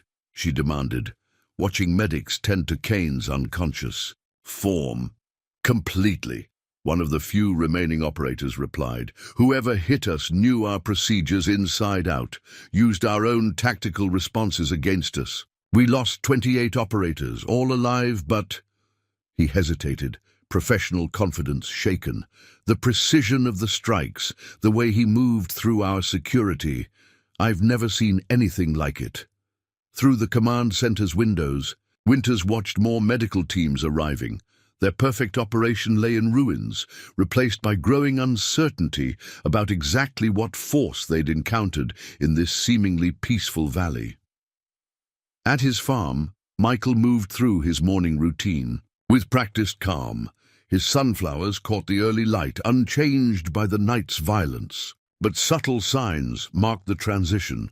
Specialized equipment carefully cleaned and returned to hidden storage, tactical gear meticulously maintained for possibilities he could no longer ignore. Sarah's truck appeared on his drive, bringing coffee and fresh concern. "Tommy's safe," she reported, studying him with new understanding. "Shaken up, but unharmed. Says his rescuer moved like a ghost through their security." Michael accepted the coffee with a quiet smile. Professional operators get comfortable with their procedures. Forget that following predictable patterns makes you vulnerable. He also says you're some kind of legend, that Kane called you Ghost, seemed terrified when he realized who you were. "Old stories," Michael replied, though his eyes carried shadows of other times, other operations. "From places where precision meant survival. Things I'd rather forget." But Sarah wasn't finished. The valley's talking about how one man took apart a private military force, about skills that don't match a simple farmer. "Let them talk."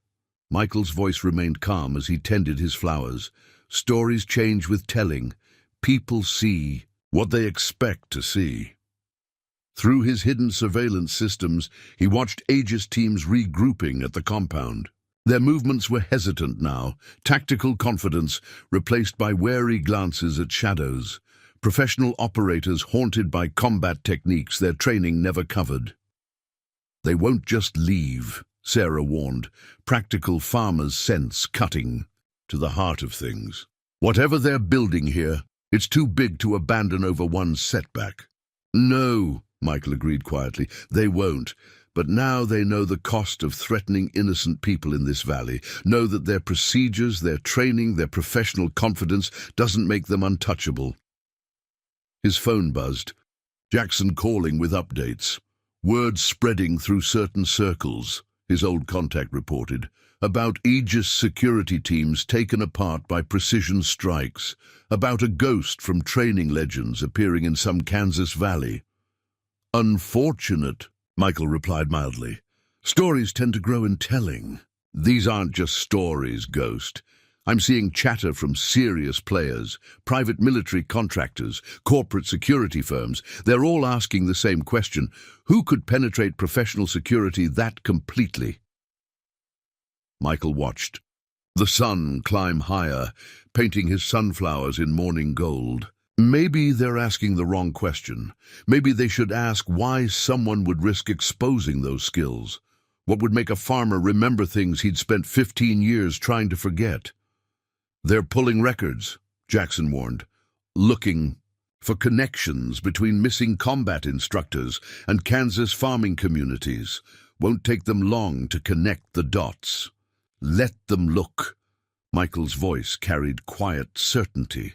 Sometimes the threat of legendary skills is more effective than using them. Sometimes the possibility of violence achieves more than violence itself. Ending the call, he turned back to his flowers. Each movement remained precise, efficient.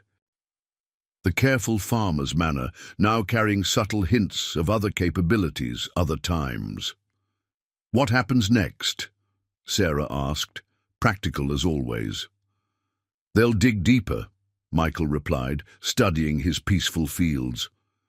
"Try to understand exactly what force they encountered. Debate whether the risk of escalating against unknown capabilities outweighs their plans for the valley. And if they choose wrong, if they decide to test those capabilities." Michael's smile was gentle, but his eyes carried shadows of operations that officially never happened. Then they'll learn why some legends are best left in shadow, why some skills, once remembered, change everything they thought they understood about power and control. Through hidden surveillance, he watched Aegis teams attempting to rebuild their security. But their professional confidence was gone, replaced by growing uncertainty about exactly what kind of force protected this seemingly peaceful valley. The next 3 days brought subtle changes to Millbrook Valley. On the surface, everything appeared normal. Farmers tending fields, local commerce continuing its quiet rhythm. But underneath, tensions built like storm clouds gathering on the horizon. Aegis maintained its presence at the Miller compound, but their operations had changed. New security teams arrived, these ones moving with different training, different protocols. Through his surveillance systems, Michael observed their patterns evolving. "They're bringing in specialized units," he told Sarah over morning coffee at his stand. "Operators with advanced tactical training, people used to handling non-standard threats." "Sounds like they're preparing for something," she replied, watching unmarked vehicles move through town with new purpose. "They are." Michael's movements remained calm as he arranged sunflowers, but his eyes tracked every vehicle, every new face. Their demonstration for potential buyers is coming up. Can't afford to look weak, to admit one man compromised their security. His secure phone buzzed. Jackson with new intelligence. "Got movement you need to know about," his contact reported. "They're bringing in a specialist, Marcus Reed, ex-Delta Force counterinsurgency expert. Guy's got a reputation for handling unusual problems." Michael absorbed this, connecting patterns. When? Already there. Arrived last night. Private flight. Minimal digital footprint. But Ghost, this guy's different. Known for unconventional tactics, adapting to enemy capabilities. Won't make the same mistakes Kane did. Through his surveillance feeds, Michael spotted new figures at the compound. Operators moving with different discipline, studying the valley with professional thoroughness. At their center, a lean man in civilian clothes directed operations with quiet authority. Reeds reorganizing their security, Michael observed, watching patterns shift.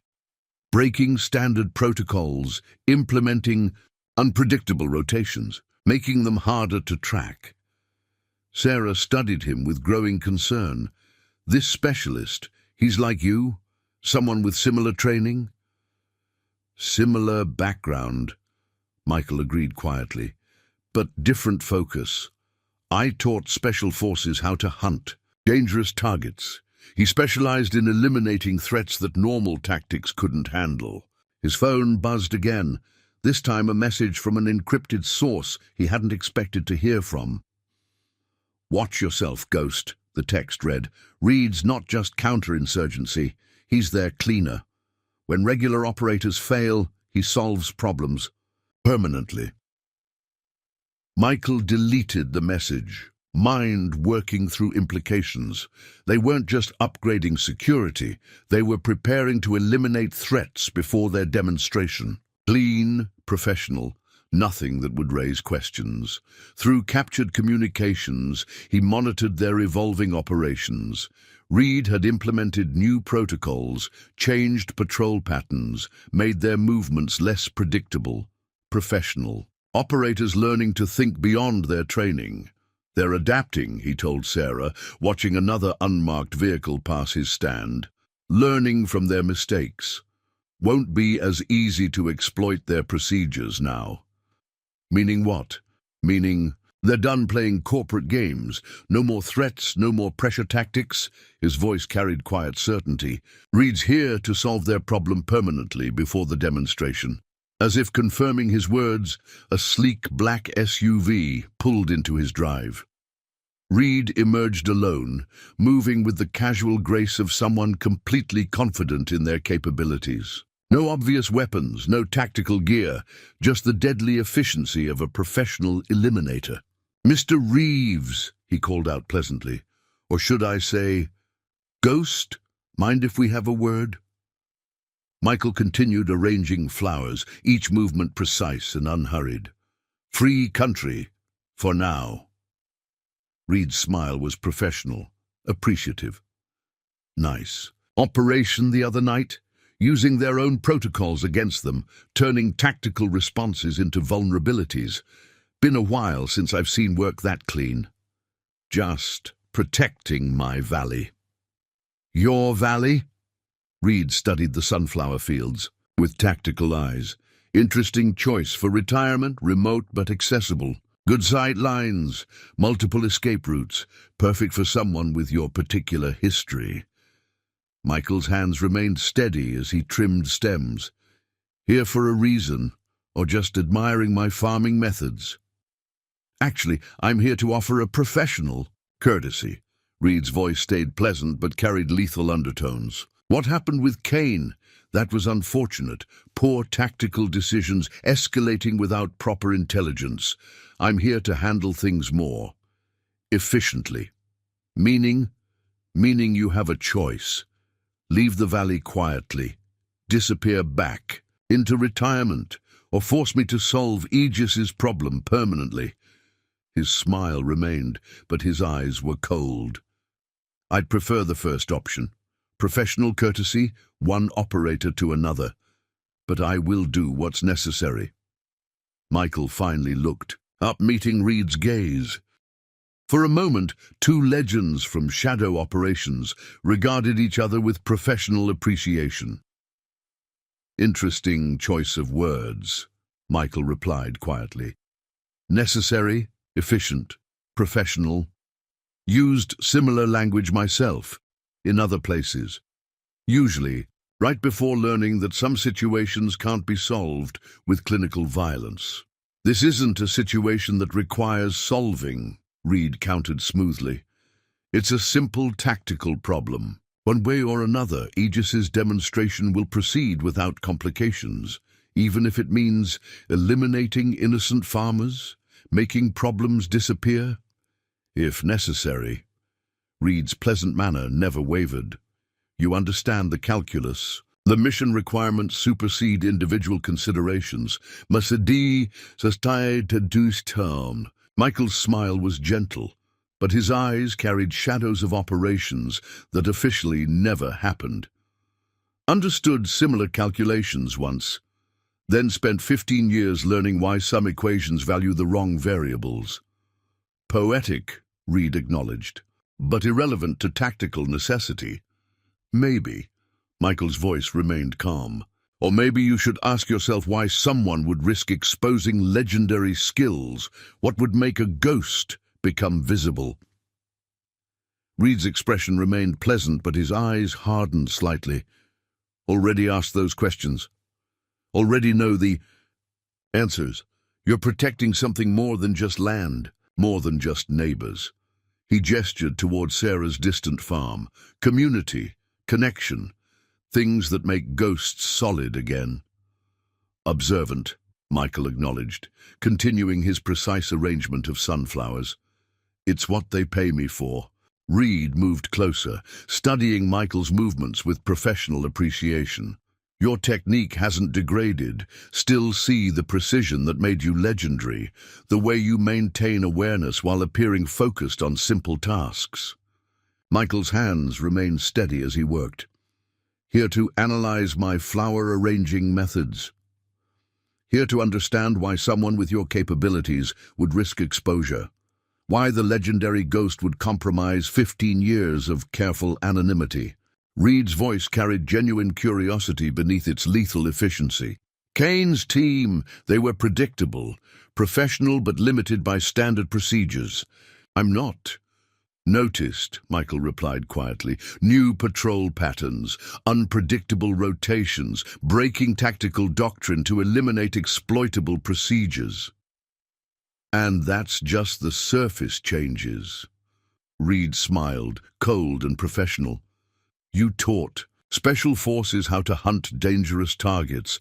I specialized in eliminating threats that couldn't be handled through normal channels." "Different approaches to similar problems." "Very different," Reed agreed. "You focused on precision, clinical efficiency. I prefer adaptability, understanding what makes targets vulnerable, using their strengths against them." Michael finally looked up, meeting Reed's calculating gaze. "Like protecting innocent neighbors?" "Exactly." Reed's pleasant manner never wavered. "You compromised your cover to protect this community, showed capabilities that can't be hidden again, makes you predictable in ways tactical procedures never could." Through his hidden surveillance, Michael tracked new movements at the compound. Teams deploying with different patterns, establishing positions that wouldn't be obvious to standard tactical analysis. "They're setting up containment zones," he observed mildly, "but not where normal doctrine would place them." Like I said, adaptability.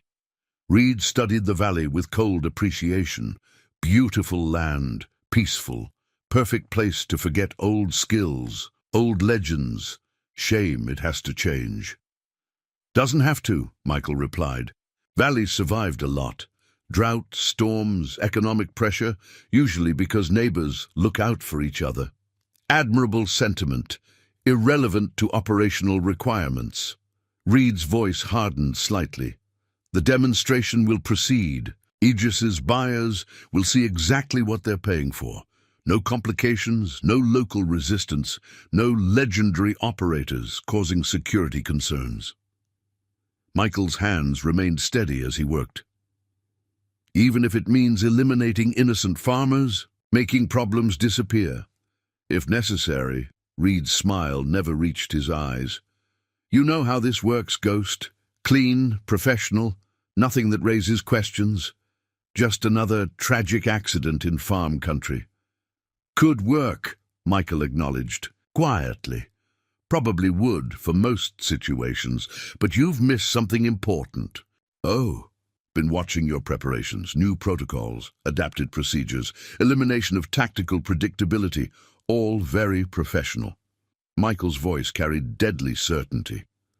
But you're still thinking like an operator, still seeing.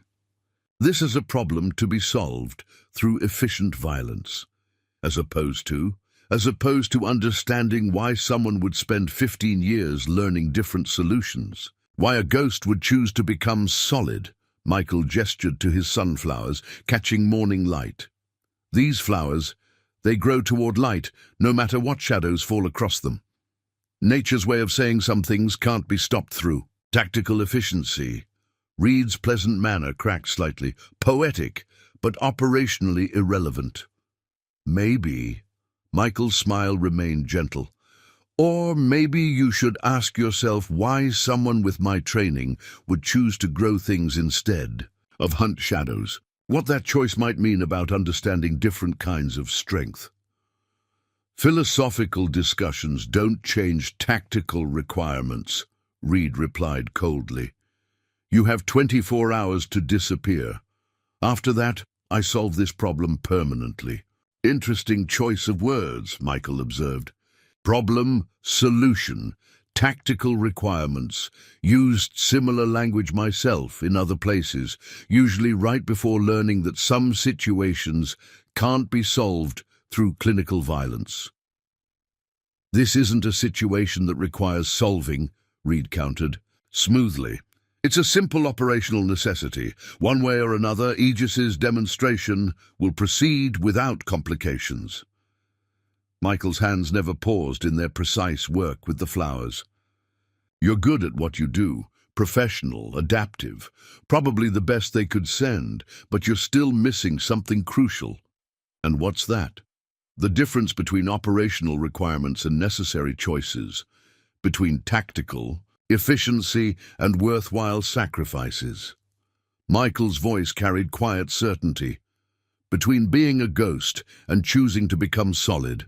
As Reed's vehicle disappeared down the dusty road, Michael continued his work with the sunflowers, each movement precise, while his mind processed the implications of the cleaner's visit. Through his surveillance systems, he watched new teams deploying across the valley, establishing positions that went beyond standard tactical doctrine. Sarah approached his stand, her practical farmer's sense reading the tension in his seemingly casual movements. That wasn't just another corporate representative, was it? No, Michael replied quietly, his hands steady as he arranged blooms. That was someone who understands what they're really dealing with, someone sent to solve problems permanently. His secure phone buzzed. Jackson, with urgent updates. You've got movement across the valley? His contact reported. Reed's team setting up in places standard tactical analysis wouldn't consider. They're preparing something big, Ghost. Expected that, Michael acknowledged. He's not limited by normal procedures, understands how to handle non-standard threats. This is different. Jackson's voice carried genuine concern. Getting chatter about specialized equipment being moved in. Things that shouldn't exist outside classified programs. Whatever they're planning, it goes beyond normal elimination protocols. Through his surveillance feeds, Michael observed unmarked trucks arriving at the Miller compound. The equipment being unloaded wasn't standard tactical gear. This was specialized hardware, designed for operations that officially never happened. They're not just upgrading security, he noted, watching teams deploy with new purpose. They're preparing to sanitize the entire valley. Clean, professional, nothing that raises questions. Sarah absorbed this with practical understanding. Like that drought 10 years back, when half the farms nearly went under because the bank suddenly called in loans. Similar concept, different scale. Michael's voice remained calm, but his eyes tracked every new movement in the valley. Financial pressure, accidents, natural disasters makes problems disappear without obvious violence. His phone buzzed again, this time a message from a different encrypted source. Reed's requisitioned specialized containment equipment, the text read, the kind used for making entire communities disappear. Whatever you're planning, Ghost, better do it fast. Michael deleted the message. Mind, calculating possibilities.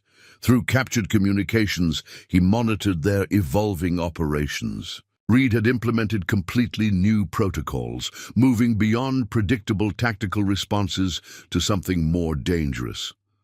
They're setting up a perimeter, he explained to Sarah, watching teams establish positions throughout the valley. Not just around their compound, they're preparing to control the entire area. Roads, communications, access points, everything needed to isolate a community. For their demonstration? Partly. Michael's hands remained steady as he worked, but his movements carried new purpose, but also to show how efficiently they can eliminate resistance, make problems disappear without attracting attention. Sarah studied him with growing concern. Like that specialist said, clean, professional, nothing that raises questions. Exactly. Michael's voice carried quiet certainty. They're not just worried about one former operator causing security problems. They need to prove they can handle any kind of resistance, contain any kind of threat. Through his surveillance systems, he watched more specialized equipment arriving, teams deploying with different protocols, establishing control points that went beyond normal tactical considerations. Got something else, Jackson reported through secure channels. Reed's bringing in psychological operations specialists, experts in breaking community resistance, turning neighbors against each other. Michael absorbed this, connecting patterns. They're not just preparing for tactical opposition, they're setting up long-term control mechanisms. This goes beyond normal cleanup operations, Ghost. They're planning to make the entire valley disappear, not just physically, but culturally. Erase any sense of community that might resist their control. Looking out over his sunflower fields, Michael made calculations of his own. Reed was good, professional, adaptive, willing to go beyond normal tactical limitations, but he still thought like an operator, seeing everything in terms of problems to be solved through efficient violence. They're missing something important, he told Sarah, watching another unmarked truck move through the valley.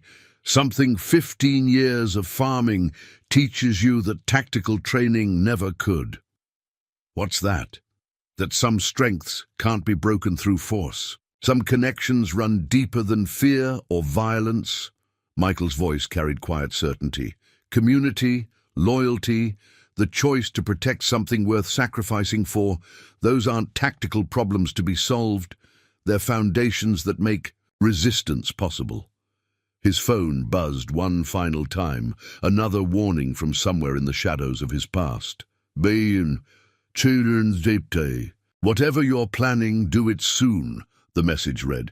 Reed's not just cleaning up one operator, he's preparing to erase an entire way of life.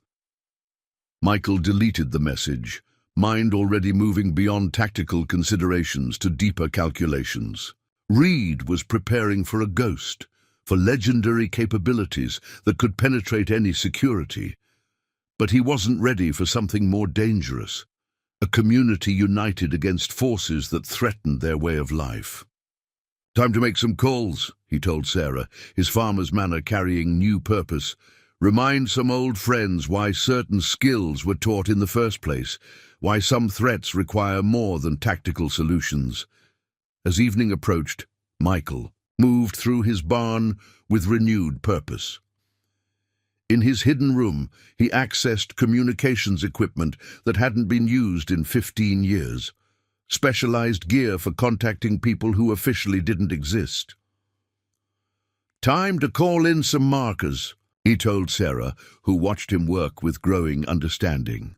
Remind certain people why we developed these skills in the first place.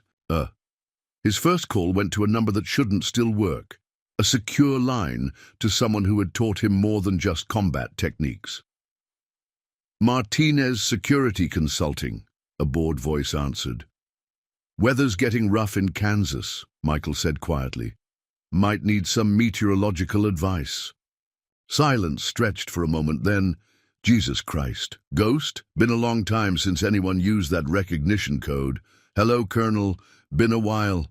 15 years, you son of a bitch." Colonel James Martinez's voice carried equal parts shock and respect. "Thought you were dead, or deep underground. Now I'm hearing whispers about private military teams getting dismantled in farm country." Michael's smile was grim. "Been busy lately, growing sunflowers mostly, until some folks decided to bring violence to my valley." "Aegis Strategic Solutions," Martinez replied. "Yeah, been watching their operations. Private military infrastructure, disguised as agricultural development. Very professional, very clean." "Not so clean anymore," Michael observed. "Had to remind them why some skills shouldn't be tested. Heard about that. Kane's teams taken apart by precision strikes they'd never seen before. The kind of techniques that made you legendary in certain circles." Martinez paused. "Also heard they're bringing in Marcus Reed. Already here, setting up specialized containment operations, preparing to sanitize the entire valley." "Reed's good," Martinez warned. "Different kind of operator. Won't make Kane's mistakes." "I know." Michael's voice remained calm. "That's why I'm calling. Remember what you taught me about community defense, about protecting more than just tactical positions?" A long pause followed. "Those protocols were developed for different circumstances. Protecting communities against forces that wouldn't hesitate to eliminate resistance completely." "Exactly what we're facing here," Michael replied. "Reed's not just trying to eliminate one operator. He's preparing to erase an entire way of life, make any resistance impossible." "Jesus," Martinez's voice hardened. "They're really pushing this that far?" "Got specialized containment equipment moving in, psychological operations teams deploying, everything needed to break community resistance, permanently." Christ. The colonel's tactical mind was already working. "You'll need more than just combat skills for this. Need infrastructure, support networks, ways to maintain community cohesion under pressure." "That's why I'm calling." Michael's voice carried quiet certainty. "Remember why we developed those protocols? What we were really protecting?" "Yeah," Martinez replied softly. "Wasn't just about tactical defense. Was about preserving something worth fighting for." "Exactly. Got good people here, Colonel. Farmers, families, folks who look out for each other. Everything we tried to protect back then." Another pause, longer this time. "What do you need?" "Everything we developed for community defense. Communications equipment, surveillance countermeasures, ways to maintain connections when normal. Channels are compromised. That's classified material, Ghost. Officially doesn't exist." "Neither do I," Michael replied. "Officially." Martinez's laugh was grim. "Point taken. Give me 12 hours. I'll activate some old networks, remind certain people why we created these protocols." Through his surveillance systems, Michael watched more specialized equipment arriving at the Miller compound. Reed's teams deploying with different patterns, establishing control points that went beyond normal tactical considerations. "Make it 6 hours, he advised. "Reed's moving faster than standard protocols would suggest, setting up something bigger than just elimination operations." "Roger." That Martinez's voice carried new purpose. "I'll contact some other alumni from the program, people who remember why these skills matter." "Appreciate it, Colonel." "Ghost." Martinez's tone turned serious. "What you're protecting there, it's what we were really training for, isn't it? Not just tactical efficiency or combat capability." "Yeah." Michael replied quietly, watching sunset paint his sunflower fields gold. Took 15 years of farming to really understand that. Some things are worth more than tactical considerations. Well then, the colonel's voice carried grim determination. Let's remind these private military types why some skills were developed in the first place, why some communities can't be broken through force alone. Ending the call, Michael turned to Sarah, who had listened with growing understanding. More than just farmers coming to help? She asked, practical as always. Different kind of help, he replied. People who understand what we're really protecting here. Why some threats require more than just combat skills to resist. Through his surveillance feeds, he watched Reed's teams continuing their preparations. They were good, professional, ready for any tactical response. But they weren't prepared for what was coming. A community united against forces that threatened their way of life, supported by people who remembered why certain skills were really developed. Time to remind them, Michael said quietly. Why? Some legends are best left undisturbed. Why some strengths can't be broken through force alone. The next 6 hours transformed Millbrook Valley in subtle but significant ways. To casual observation, nothing seemed different. Farmers tending fields, local commerce continuing its quiet rhythm. But underneath, preparations were being made that went far beyond normal agricultural activities. Through his surveillance systems, Michael watched specialized equipment arriving through carefully coordinated routes. Martinez's network had responded with impressive efficiency, delivering tools and resources that officially didn't exist. Got 3 more teams in position, Jackson reported through secure channels. Former instructors from the program, people who remember why these protocols were developed. They're establishing support networks, setting up infrastructure for community defense. Michael monitored their deployment from his barn's hidden command center. Each team moved with practiced precision, but different from Reed's tactical efficiency. These were people who understood that protecting communities required more than just combat capability. Communications grid is active, another voice reported. Captain Sarah Wilson, one of Martinez's best students in community defense protocols.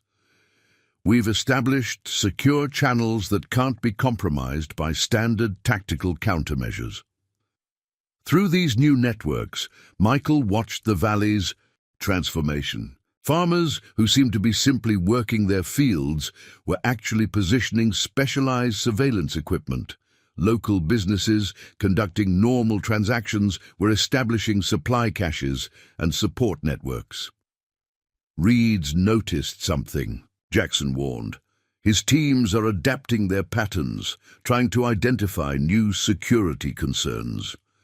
Michael observed their response through captured communications.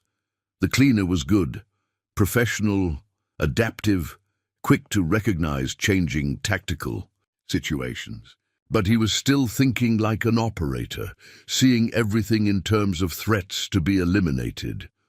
Let him look, Michael replied quietly. He's searching for combat capabilities, tactical responses, won't recognize what's really being built. Here. Sarah Chen arrived with coffee and practical questions. Tommy's been watching their supply routes. Says more specialized equipment keeps arriving at the compound. Reed's preparing for their demonstration, Michael explained, studying tactical displays. Bringing in everything needed to show how efficiently they can control resistant communities. But that's not what's really happening, is it? Sarah's shrewd eyes took in the specialized communications gear, the surveillance systems that went far beyond normal security measures. No, Michael acknowledged. What's really happening is something they're not trained to handle, something that goes beyond tactical considerations. His secure phone buzzed, Martinez with updates. Final teams are in place, the colonel reported. Got some of our best people deployed throughout the valley, ones who remember why these protocols were really developed. Through his surveillance feeds, Michael watched these teams establishing Positions that wouldn't show up on tactical analysis. Each operator moved with precise efficiency, but their focus wasn't just on combat capability. They're setting up community support networks, Martinez explained. Communications infrastructure, supply chains, everything needed to maintain connections when normal channels are compromised. Reed will be watching for that, Michael warned. He's good at identifying tactical preparations. That's what makes this beautiful, Martinez replied with grim satisfaction. He's looking for military responses, combat preparations. Won't recognize what's really being created here. As if confirming his words, new chatter appeared on captured communications. Reed's teams had spotted some of the activity, were adjusting their tactical positions to counter perceived threats. Unknown personnel deploying throughout target area, one operator reported. Possible hostile forces establishing combat positions. Maintain surveillance, Reed's voice carried professional concern. Update security protocols to handle potential tactical response. Michael smiled coldly, watching them adapt to threats they didn't really understand. They're preparing for the wrong kind of resistance. Always did, Martinez agreed. Remember what we learned in the program. Real strength isn't just about combat capability. It's about maintaining connections, preserving community bonds, protecting things worth sacrificing for. Through specialized surveillance, Michael observed more of Reed's containment equipment arriving. The cleaner was preparing for serious resistance, establishing everything needed to isolate and control the entire valley. Final preparations are complete, Captain Wilson reported. All teams in position, support networks active, community defense protocols fully implemented. Michael watched sunset painting his sunflower fields gold, casting long shadows across a valley that had been transformed in ways tactical analysis couldn't detect. Reed's teams were preparing for combat, for the kind of resistance that could be broken through efficient violence. They're not ready for what's really coming, he told Sarah, watching specialized equipment being positioned throughout the community. Not prepared for the kind of strength that grows from protecting something worth preserving. Through his surveillance systems, he monitored Reed's forces continuing their preparations. They were good, professional, ready for any tactical response, but they weren't prepared for what had been built here, a community united against forces that threatened their way of life, supported by people who remembered why certain skills were really developed. Time to show them, Michael said quietly. Why some threats can't be eliminated through force alone. Why some strengths grow stronger when violence tries to uproot them. Dawn broke over Millbrook Valley with deceptive peace. Michael stood among his sunflowers, watching first light paint the sky in shades of amber and gold. To casual observers, he appeared to be just another farmer starting his day, but his mind was calculating possibilities, evaluating options, preparing for what was coming. Through specialized surveillance, he monitored Reed's final preparations. The cleaner had transformed the Miller compound into something beyond a simple military facility. Specialized containment equipment, psychological operations teams, everything needed to break community resistance permanently. They're moving into final positions, Jackson reported through secure channels. Multiple teams deploying throughout the valley. Whatever they're planning, it's starting soon. Michael watched their deployment through captured communications. Reed's operators moved with professional precision, establishing control points that would effectively isolate the entire community. All friendly teams report ready, Martinez added. Support networks active, community defense protocols in place. Just waiting for your signal, Ghost. Sarah arrived with coffee and determination, her practical farmer's sense reading the tension in the morning air. Tommy says their security teams are everywhere, moving different than before, more aggressive. Reed's done testing, Michael explained, watching another unmarked vehicle move through his surveillance grid. Time for their demonstration. Need to show potential buyers how efficiently they can handle resistance. His secure phone buzzed. Wilson with urgent updates. Got movement at the compound, she reported. They're activating specialized equipment. Surveillance jammers, communications disruptors, everything needed to cut the valley off completely. Through his monitoring systems, Michael observed their preparations. Reed was good, professional, thorough, leaving nothing to chance. His teams had established perfect tactical coverage, ready to eliminate any conventional resistance. Let them come, Michael replied quietly. Time to show them why some threats can't be contained through force alone. As if in response, a convoy of black vehicles appeared on his drive. Reed emerged from the lead SUV, still maintaining his pleasant professional manner. But his eyes were cold, calculating, evaluating tactical possibilities.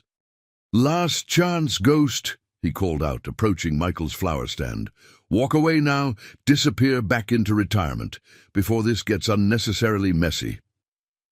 Michael continued arranging sunflowers, each movement precise and deliberate.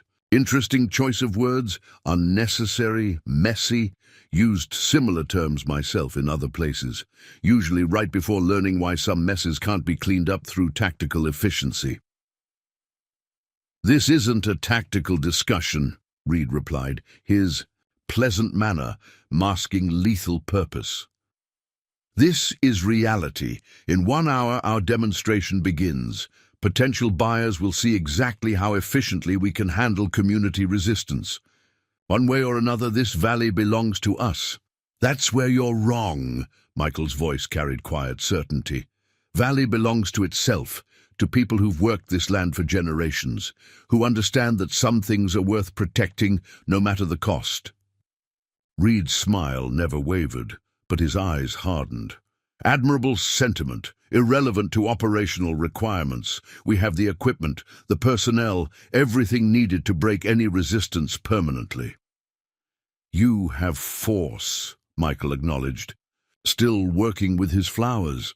Have tactical superiority, professional operators, specialized containment protocols, everything needed to handle conventional threats. But you're still thinking like an operator, seeing everything in terms of problems to be solved through efficient violence. Michael finally looked up, meeting Reed's calculating gaze. Haven't learned what 15 years of farming teaches you. About different kinds of strength, about connections that grow deeper than fear. Through hidden communications, he heard Martinez's teams reporting ready. Throughout the valley, farmers who seemed to be simply tending fields were actually manning sophisticated defense positions. Local businesses conducting normal transactions were activating support networks that went far beyond tactical considerations. It's starting, he told Reed quietly. Not the demonstration you planned. Something else. Something your tactical training never prepared you for. As if on cue, specialized equipment throughout the valley activated. Communications networks beyond standard military protocols, surveillance systems that couldn't be compromised by conventional countermeasures, community defense infrastructure that had been built by people who remembered why certain skills were really developed. Reed's pleasant manner cracked slightly as reports flooded his tactical channels. His perfect containment operation was being transformed by forces that couldn't be eliminated through efficient violence. "What have you done?" he demanded, professional confidence finally shaken. Reminded certain people why these skills were developed in the first place, Michael replied calmly. Why some threats require more than combat capability to resist. Why some strengths grow stronger when violence tries to uproot them. Through his surveillance feeds, he watched the valley's transformation complete itself. Reed's teams found themselves facing not just tactical resistance, but something their training never covered, A community united against forces that threatened their way of life, supported by people who remembered why certain skills really mattered. "Time to decide," Michael said quietly, watching sunrise paint his sunflowers gold. "Whether operational requirements are worth facing something your tactical efficiency can't handle, something that grows stronger with every attempt to break it." The choice was clear in the morning light. Sometimes the most effective weapon isn't force or violence. Sometimes it's simply showing that some things can't be broken, some strengths can't be measured in tactical terms, some communities can't be controlled through efficient operations. Sometimes the most dangerous threat isn't a legendary operator or combat capability.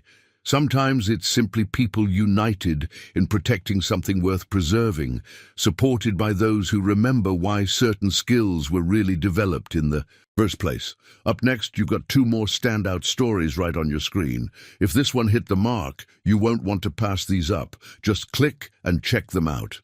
And don't forget to subscribe and turn on the notification bell so you don't miss any upload from us.